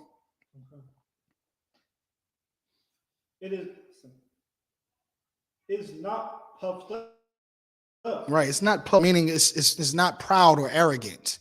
Right? Proud or arrogant. Like, and that pursuit of happiness that we were just talking about earlier, that's completely arrogant. That's completely arrogant. Like literally, who does a person think they are? Like, who does a person think they are that where you think that what you shouldn't have bad days, you should never have bad days, huh? I get it. Right. I know they feel like they never should. They're not supposed to. I don't supposed to suffer. I should never have to suffer. I should be only happy. Okay. That's what they teaching. That's what they learn. That's what they feel. That's them proud. And they should feel like they deserve so much and I deserve this, that's what they call brotherhood. All right. As long as you are always pleased, we can be brothers, right? As long as everything's going your way, Kapayar, we can be brothers forever, huh? As long as everything is going your way, Ayara, we can just always be brothers. As long as you never offended, ain't nothing. I'd never, right? Right. That's arrogant. That's arrogant. Like, who in the hell does a person that thinks that way think they are? Like, I gotta now speak to you nice all the time. I gotta always be nice to you, and I gotta just make sure I watch everything I say to you. I gotta make sure I don't do nothing. I gotta do everything you want me to do. Be happy and do everything you want me to do. Or else, if I ever do something wrong, then you're gone. You're out the door forever. Like, that's not love. That's not real love. Go ahead up. I was gonna say when they love the way that the white man wants to know about this stuff. Oh yeah, they're gonna get while the getting's good. Y'all heard that before, right? Get it while the getting's good. Why they got a benefit out of it, they gonna hang in there. It's good. But as soon as the well run dry, gone. That's not real love. And you'll find out that person never loved you. They never did. I don't care what it is. They never loved you. And that's the thing that us brothers and sisters have a hard time understanding. When we get with someone and things go bad, and now they're threatening to leave us. And because we love them, right? Because we love them, because we love those kids. We'll fight and mourn and every other, and be in mourning, sadness every day, and anger and vexation every day for that person. And what we just have to do is we just have to let go. That's it. When you realize that person does not love you, then you'll be like, damn, why am I fighting for this person? That makes sense, right? It doesn't make sense for me to say, I'm fighting for this person. I love this person. I'm damn near dealing with they ain't been no angel, right? This person ain't been no angel. They done did all kind of fucked up shit themselves, excuse my languages. But now what I've done is just gotten too bad for them that they got to leave. Yeah, you know what? Go ahead and leave that. No, go ahead and leave them. Whatever happens to you and happens to those kids is on your hands. It's on your hands. But as for me, I have brothers and sisters that really love me. I have brothers and sisters that really love me. They'll never let me go. No matter what dumb shit I do. No matter what I do, they're going to always be there for me to teach me and correct me and tell me the things that ain't going to always make me feel good in the inside. But at the end of the day, when it comes down to it, when I get on their nerves and I bringing all my problems to their table and knocking on their door and blowing their phone up every day and Salakia, sir, I done messed up again, they're never going to stop dealing with me, ever. They're never going to be like, man, I'm done with you. And we start to realize that a lot of people don't love us. It ain't just our spouse, it's our moms, it's our dads, it's your brother, it's your so-called friends out there that you call a friend your homie. You understand that they don't love you. You find that out real quick. And at the end of the day, let them go. Just let them go. No sweat. It's so much. Like the Bible says, the Lord said, they said, who is my mother? Who is my brother? The Lord Christ pointed to the brothers and sisters in the truth and said, this is my mother. This is my brother. Everything that I need is right in here. You leave all you want to. I'll have a wife right in here. You can leave all you want to. I'll have a great husband right in here. I don't have a mom, but guess what? I have a mom in here. And she'll never leave me. She'll teach me all the elderly woman things I would never need to know, that I would never known. I never had a dad. Well, guess what? My dad is right in here. General Muhammad is my dad. And I call him up and he talks to me like a son and teaches me and builds me up, corrects me, gives me praise. You know what I mean? Loves me. And that's what I have. I have all of those things right here. My friends, my family. This is my brother. This is my sister. This is my mother. This is my friend. This is my, my partner. This everything. This right here. You understand that, right? Go ahead, continue. You understand? Like, you talking about vaunting itself, like, long as being puffed up, as long as people in the world, as long as you are always pleased, then you can be brothers. Then we can be spouse. As long as you can always please me, then I'll be your wife. I'll be your husband. I'll be your friend. How many friends that done left us when times got hard? When it was rough? All the time. You understand? Every time. Because they're puffed up. They're arrogant. That's what it is. They're arrogant. They really don't love anybody. They don't. Go ahead and continue, Ak. Verse 5. Doeth not behave itself unseemly. Ooh, give me that definition of that word unseemly. Give me the definition of the word unseemly. What does it mean, unseemly? It does not behave itself unseemly. If you love someone, that you will not behave yourself unseemly. This is important. This is important for everyone to know. This is important for everyone to know and understand. What does it mean to be unseemly? Go ahead. Yeah, come. Here you go. Huh? Oh, yeah, go ahead, pass it to me.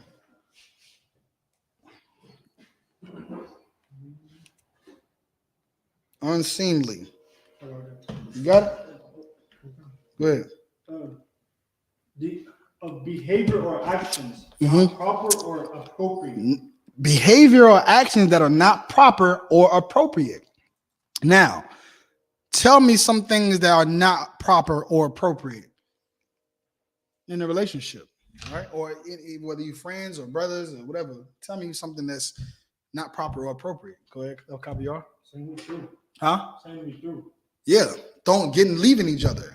Saying I'm done. That's not appropriate. That's not appropriate. All right. What else is not appropriate? To hit one another. That's not appropriate. Right? To lie to one another. To tell each other a lie. That's not appropriate. It's not proper or appropriate. To represent each other badly. Like if you got a wife and she on Facebook and she got them, titties out. You know what I mean? Little bra. Every man don't have to have an imagination to know what she looked like with nothing on because she barely has anything on, and that's somebody's wife. That's not appropriate. That's not proper. Go ahead. To speak evil against each other. Yeah, that's right as well. Right? To speak evil. Like, bitch, I wish you die. I hope you die. I hope you die today. I'm done with your ass. I'm leaving you. I'm gonna go have sex with another nigga. Yeah, that's not appropriate. And if you love someone, you would never do those things to them. You would never do those things to them if you loved them. And we don't have that. We don't understand that. We were not taught that. And in reality, those things are optional. And they're very much acceptable. Literally. They're very much acceptable. I mean, how many men have gone and threw away a woman to go be with another woman? How many women have thrown away a man to go be with another? Who was mad at them? Who publicly, defiled them and put them on the internet like this is a whore? Nobody ever did it. Except in the U.P.K, of course. Yeah, except in the U.P.K, but in the world, they be like, if you a woman and you got a man and you leave him, what is everybody gonna say? Yeah, you don't need him anyway, girl. You don't need him anyway. You could do better than him anyway. You can do good all by yourself. Woman, thou art loose. That's what your pastor gonna tell you. Woman, thou art loose. You good. You free. Woman, thou art loose, meaning you're free to go. You don't have to be with him. You can go be with someone else. None of these things are inappropriate in the world, but they're inappropriate according to the Bible. And if you love someone, then you wouldn't do those things. So when I was talking to you earlier about the level of conduct that we have in the truth, is based on this Bible. And they don't have that guarantee of conduct in the world. Because what are they basing their love and their actions up against? What are they lining up their actions against? Against what they think is right. Against what they think is good, about what they think makes them happy. And that's it. Go ahead. Seeketh not her own. You understand? She doesn't see the love does not seek it. It doesn't seek its own. Right? This is a high bar. This is a standard that's very high, and I don't think many of you are meeting this bar right here. Right? This is it. Seeketh not her own. Love does not seek its own, doesn't fight for itself, right? Love doesn't fight for itself. It doesn't try to gain for itself. Nothing I do for KBR is for me. Nothing we do as brothers and sisters in U.P.K is for ourselves. It's for you. It's literally our duty, our responsibility, and it's for your happiness, for your joy, like we were talking about earlier, right? When do we ever feel joy? We're doing these things for your joy. It's not for us. It's not for us. It's not for my own gain. A lot of people that think that you're telling them something, you're correcting them, saying you can't leave that man. You got to stay with him. That we're kind of using some kind of manipulation or something. That we're trying to manipulate them into getting what we want. That way we're not. I'm trying to save your life. I'm trying to help you. I'm telling you the truth because I love you, because I care about you. It's not for me. This has nothing to do with me. Take me out of it. It's not the school of DAWADA. It's not the school of universal practical DAWADA. This is the Israelite school of universal practical knowledge. And everything that we're teaching you right now is thus saith the Lord. so that you can live. It's not for ourselves. You understand? This is not for me. It's not to boost my own self up. And people don't understand that because people only get into relationships by what is going to benefit them. Oh, well, oh, damn. If I get with him, then I can be first lady. If I get with him, then I can have, I can have access to that bank account, to that money he got. That'll be my house. That'll be my car. I can say that's my man. You know what I mean? Oh, I can use her for this, use her for that. And that's what people get together for, but that's not what it's for. Go ahead. Continue. Thinketh no evil. Mm-hmm. Oh. Wait, it's like, yeah, you're missing something. It is not easily provoked. It's not easily provoked. And this is another thing that we have to understand about love.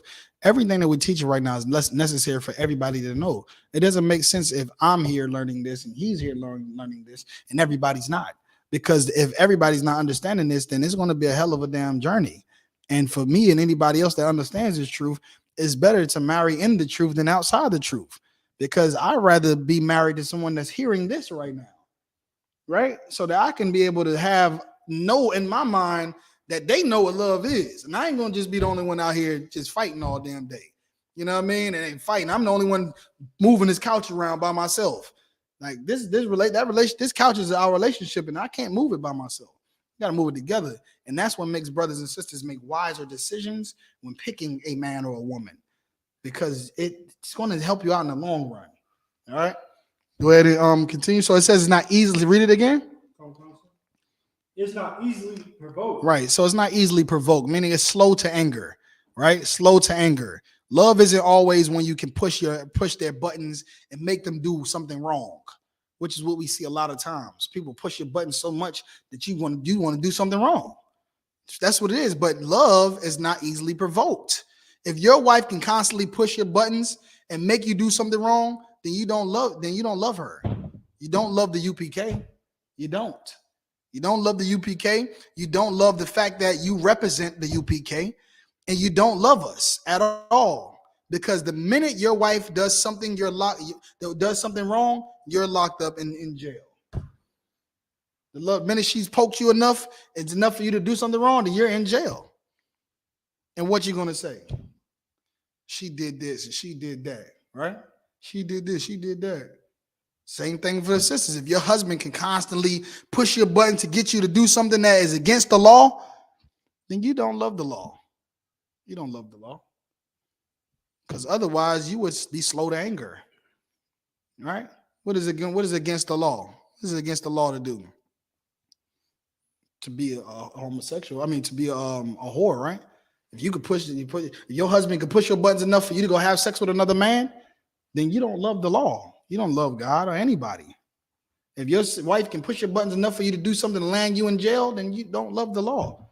You don't love what we teach or us or representing us because we don't behave that way. We have a quality that we uphold in here that's absolutely changing families' lives. And if we are represented as like I.U.I.C. is represented or as a Christian church is represented, then what are we? What are we in here? Now just think about one more thing. What would your family be? What would your family be like if your parents were slow to anger? What would your family be like? If your parents were slow to anger. Imagine that. Where you never ever seen your parents argue and fight, because if they loved each other or the child, they would never have that in the house, right? They would never have that in the house. They would be slow to anger. That's why kids are so damaged, because they have to grow up in a life where from time to time from the time they're in diapers. And this is the thing that angers us in the U.P.K. because when we hear the child, because when you fighting and arguing, you hear the child crying in the back, he's right there by your leg, crying in the crib, crying. Why is he crying? Because they are scared to death. Because they think these two acting like they're gonna kill each other. Mommy's gonna kill daddy, or daddy's gonna kill mommy, and they're gonna kill each other. And you hear the child crying, and you keep doing it, and it angers us because the kids always pay for our selfishness, man. And our greed. They always pay for our selfishness and our greed. We don't never think like, And the kids right there. Let's not do this right now. Matter of fact, let's just talk about this like regular adults. I mean, like reasonable. Let's be kind about this. Matter of fact, let's just take a break. You go over here, I go over there, get a little fresh air. We come back together to talk about this. The kids crying. We don't need to be doing this. Nobody thinks like that. And one day, don't ever let the Most High give us the power to enforce love, because when the time comes, believe us, we will. We will, because it's necessary for us to be in those households and getting on niggas' ass and getting on these sisters' ass. Just for the kids' sake, for everybody's sake, because we get into these homes and we just go off into our own understanding, our own minds, and our own thoughts, and then we see another statistic, and the kid is in part of a single parent home and growing up and become, instead of Jerome, he becomes Jessica. And we gotta think about that, man. Like, we cannot be provoked to do evil, to do something wrong that's acceptable against each other. We cannot be provoked to do that. That's not love. And somebody has to understand those things, because if neither one of us understand it, then it's going to be a high level of hell and destruction for the both of us and our children.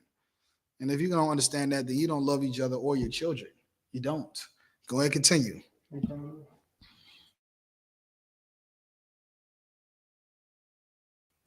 Think evil. Doesn't think evil. What is evil? What is it thinking evil? Like, man, I'm tired. I'm finna leave. Well, I'm finna leave, and leaving is what? That's it. It's adultery. It's adultery. It's breaking the law. It's huh? Yeah. If you woman leaves you to go be with another man, well, yeah, even if he leaves her, even if she leaves, you shouldn't leave. You know what I mean? Adultery is for her to be with another man. No, divorce is not lawful, but it's in a sense, adultery is for her to be with another man, because you can say I'm done with you, and she can never sleep with somebody else again, and 6 months down the line, which I've seen it happen before, she's calling back like, I ain't never been with nobody. I'm going through hell, and I just want to be back with my husband again. There's gonna be so many counsels and so many things that are done, but she didn't if she didn't commit adultery, then you can be back together. But for you to leave each other is against the law. You understand? To leave you, because you're bound together by the law, the laws of marriage. All right, you're bound together. What is another thing? Evil is breaking the law, breaking the commandments for them. Would you be thinking about leaving him if you loved him? No. You'd be thinking about leaving her if you loved her. You wouldn't think it, because leaving him is evil. You wouldn't even think about it. Leaving her is evil. You wouldn't even think about it. It says, think no evil, right? So when he makes you sick and gets on your nerves, and of course your mother and sister and friends, right? They all in your ear, and at your job telling you love don't hurt, right? Tell you love don't hurt. You don't need to be with him. You should leave him. A woman that loves her man should say, bitch, you a goddamn liar. Love ain't happiness. And thinking of leaving him is evil. And we're gonna start seeing families really start dealing with real matters in their relationship, and things start getting cleared up, really. And you'll start to see a level of bliss in your relationship that's like, oh my goodness, it's like every day is a first date. Every day is a new day. It's the first date every day. It's like, damn, he's like they just met every day. And that's what we'll start to see. But you need these teachings and this understanding, because if not, then who are you serving? Where is your love rooted in? Most likely your own self. And a selfish person is good for nobody. You understand? If you love your wife, you wouldn't think of leaving her. I asked the brother on the line, Tazayar, he said, if she don't do this and all that and type of stuff, we say, do he leave or something like that? Or she leave? What do you say? Something like that. If he leaves, and then most of the time they're gonna say, you gonna ask him, does she get on your nerves? Does she get on your nerves all the time? Yes, sir. Con. She acting up. Con, sir. Yeah, she won't let me play the game. She be getting on my nerves. She broke my PS5. So does it make you want to go suck another man's rod? And then what are they gonna say? La la. And why wouldn't you go? Why doesn't it make you want to go suck another man's rod? Why does it make you want to go be with a man?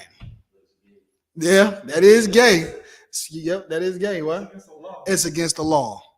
It's against the law. It is gay. It's against the law. Well, guess what? Leaving her is against the law too. Leaving your wife is against the law. So if you'll leave your wife, then why wouldn't you have sex with another man? You might leave your wife and have sex with another man because all of it is unlawful and all of it is, in my opinion, gay. Because what kind of man are you? Oh, she don't make on my nerves, and she don't listen all the time, and her mouth is crazy, and I want to leave her.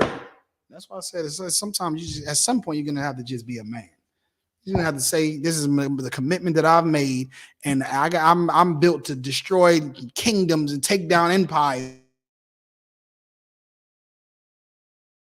Deal with this woman, this wicked woman. Surely I can be able to get through a day of arguments and her yelling every damn day. You know what I mean? Surely I can get through it. And they said they would never do it, right? Because it's unlawful.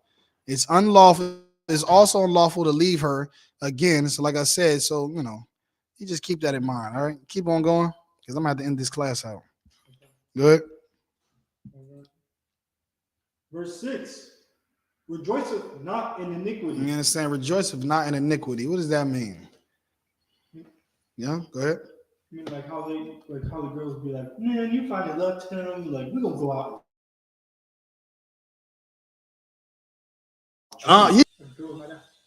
Yeah, girls' night out. It's girls' night out. We about to go celebrate. We about to go, have a drink and get you and find you what's they call it, a rebound. They're gonna find you a rebound, so on and so forth. Brothers, the same thing.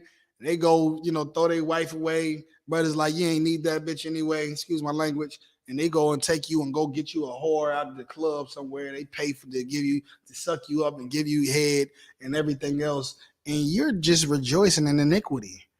Sisters that come out and tell and do things spitefully against one another and be happy about it. Like he deserved this. Or you deserve what you got. You deserve what I did to you. And that's rejoicing in iniquity, and that is evil. That is evil. It's absolutely evil, man. You understand? Like to decide, like you need to measure yourself up against these scriptures, man. All right. And when you measure yourself up against these scriptures, you can be able to act. You can be able to, know and understand if you love anybody or if you don't. All right. You'll start to really think like, damn, I sound like me. I don't love nobody. I gotta start changing how I act. I don't love nobody. I do this, I do that. I'm this way. Huh? Oh yeah, right. Like loving, they can be like, oh yeah, damn, loving somebody sound hard. That sounds too hard. I'm just gonna go. I'd rather just be alone. That's what they say. I'd rather just be alone because every woman that leaves you, she ain't going to get another man, right? They always say that, right? What makes you think I'm going? I can't just be by myself. Yeah. Why I just can't be by myself? Why I gotta be leaving you to go get by with somebody else? All right. You know what? Don't worry about it. You understand? We understand. You don't want to line yourself up with these scriptures. You don't want to be responsible. Loving somebody is hard. It hurts. It's painful. And you will reject this love because you're selfish. And you will make somebody believe that love is hard, so hard that you will just be alone and not, use somebody up and be selfish and just use somebody into the ground for everything that you want and that you deserve.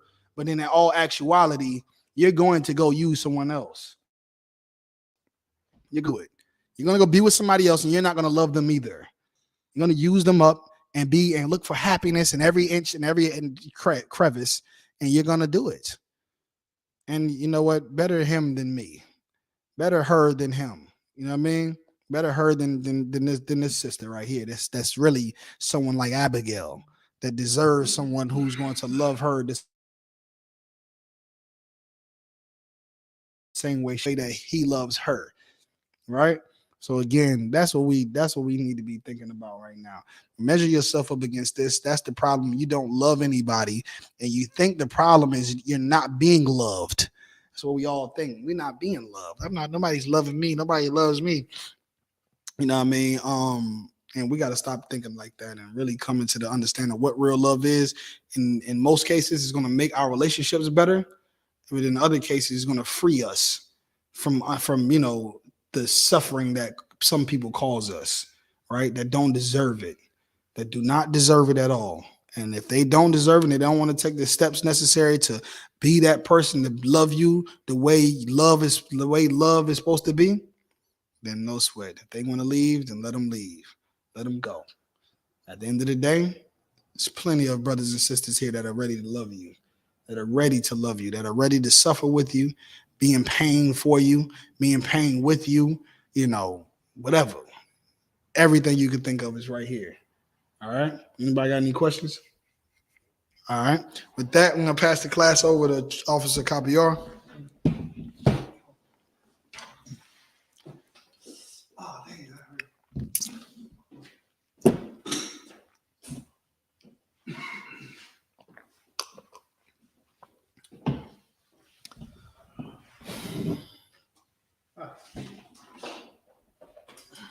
This is the I.S.U.P.K security announcements. We are the I.S.U.P.K out of 1 West 125th Street, Harlem, New York.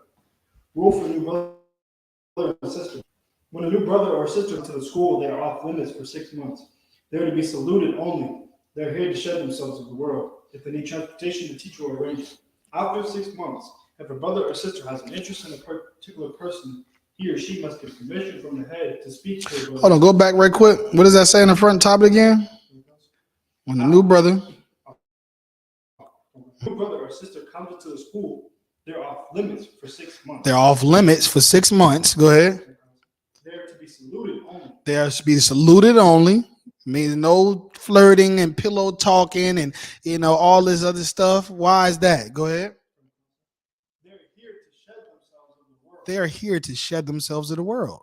They're here to learn how to love. And at some time when they're ready to be a husband or a wife, they're off limits to be able to learn how to do that. Because when we all come in, when we don't have this truth, when we're in the world, we don't know how to be a husband. We don't know. We don't know how to be a mother, a father, a wife. We don't even know how to be sons and daughters. We don't know. So for that reason, brothers and sisters come in here and learn how to. And the time that it takes for them to learn how to, they need to be not thinking about being with anybody, loving someone, because how can they love someone? And they don't know how to. So we're going to teach them in here, and they off limits for that reason. Go ahead. If they need transportation, the teacher will arrange it. Mm-hmm.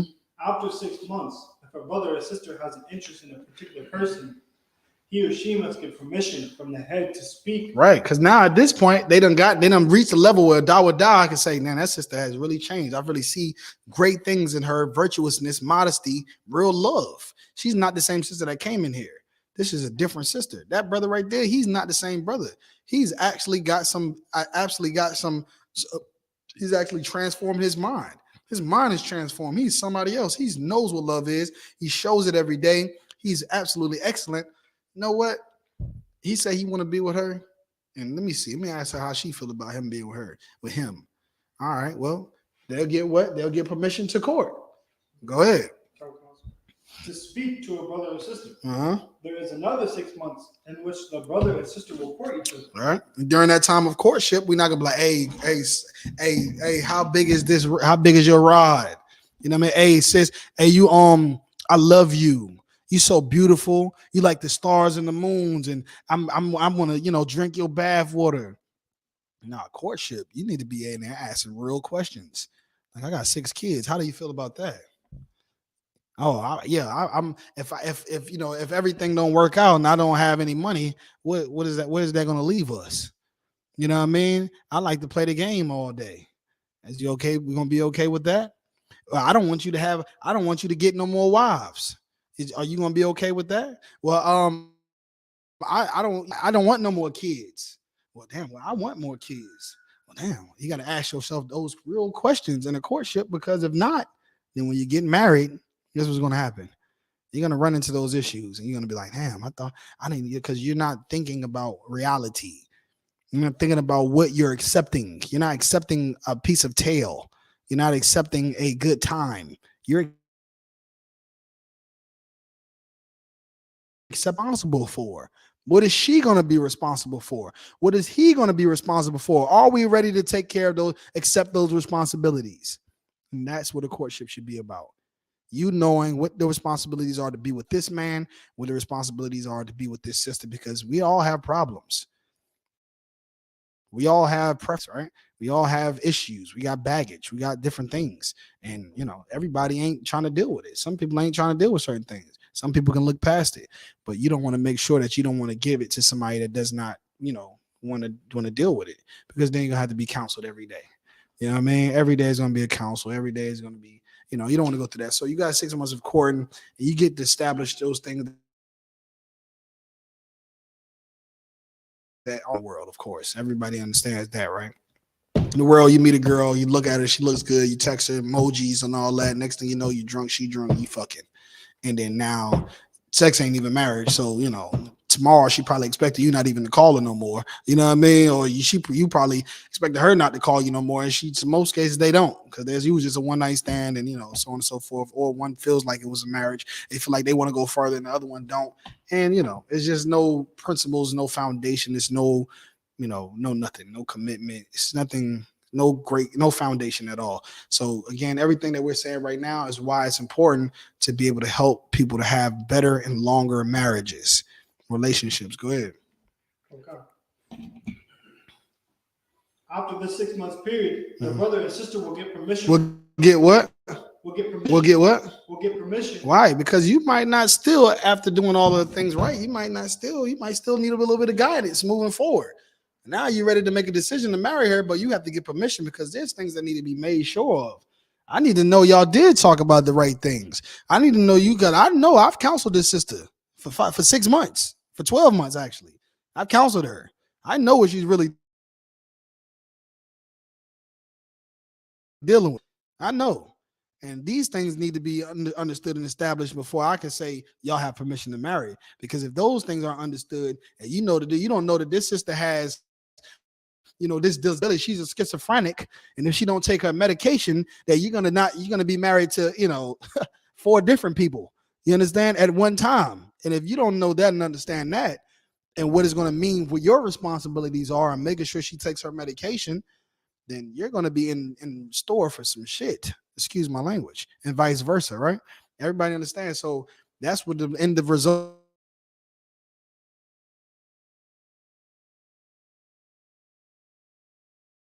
Also get permission. Okay, well, that's understood. Then I give you this sister's hand in marriage, right? Did you give her your hand in marriage?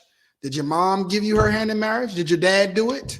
Did dad come down there and get you and took your hand and gave it to her and say, take it? No. The men of God did. You understand? Which is totally different. The men of God did. And that's the type of marriage that'll last forever. Forever. No way, Jose. You understand? No doubt about it. Go ahead. Okay. We'll get permission from the head to marry. Tithes, which is commandment. You can find this in the book of Numbers, chapter 18, verse 21, and the book of Malachi, chapter 3, verse 8 through 10.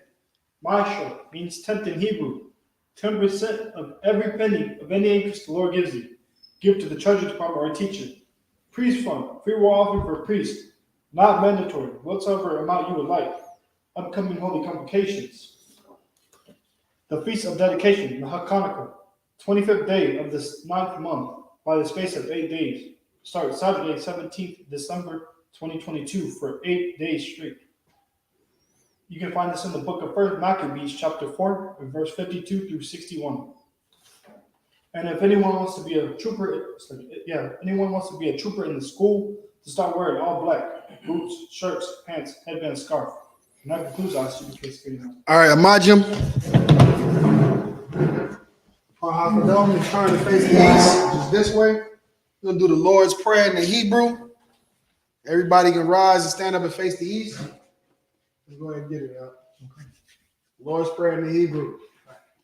Abanaw, Shabbat Shemayim, Shabbat Shemayim, Kodash, Kodash, Hayah, Ayah, Shemka, Shemka, Yahweh, Yahweh, Malakuka, Malakuka, Taba'ah, Taba'ah, Ratazayaka, Ratazayaka, Hayah, Ayah, I.S.U.P.K, I.S.U.P.K, Ba'aratiza, Ba'aratiza, Kawah, Kawah, Hayah, Ayah, Bashemayim, Bashemayim, Tanana, Lathalanaw, Lakam, Lakam, Ka, Ka, Yawam, Yawam, Wasalakna, Wasalaknaw, Kawawatna, Kabawatnaw, Kasalakna, Kasalaknaw, Kabawatina, Kabawatinaw, Walala, Wala Allah, Tabi'ana, Tabi'aynaw, Wanasaiwan, Manasai one, Abba, Abal, Aishana, Hawashinaw, Mayan, Mayan, Ra, Ra, Kaya, Kaya, Laka, Laka, Amalakwa, Amalakwa, Wa'ala, Wa'ala, Watapara, Wa'atapara, Lalumi, Wa'alamim, Aman. Amen.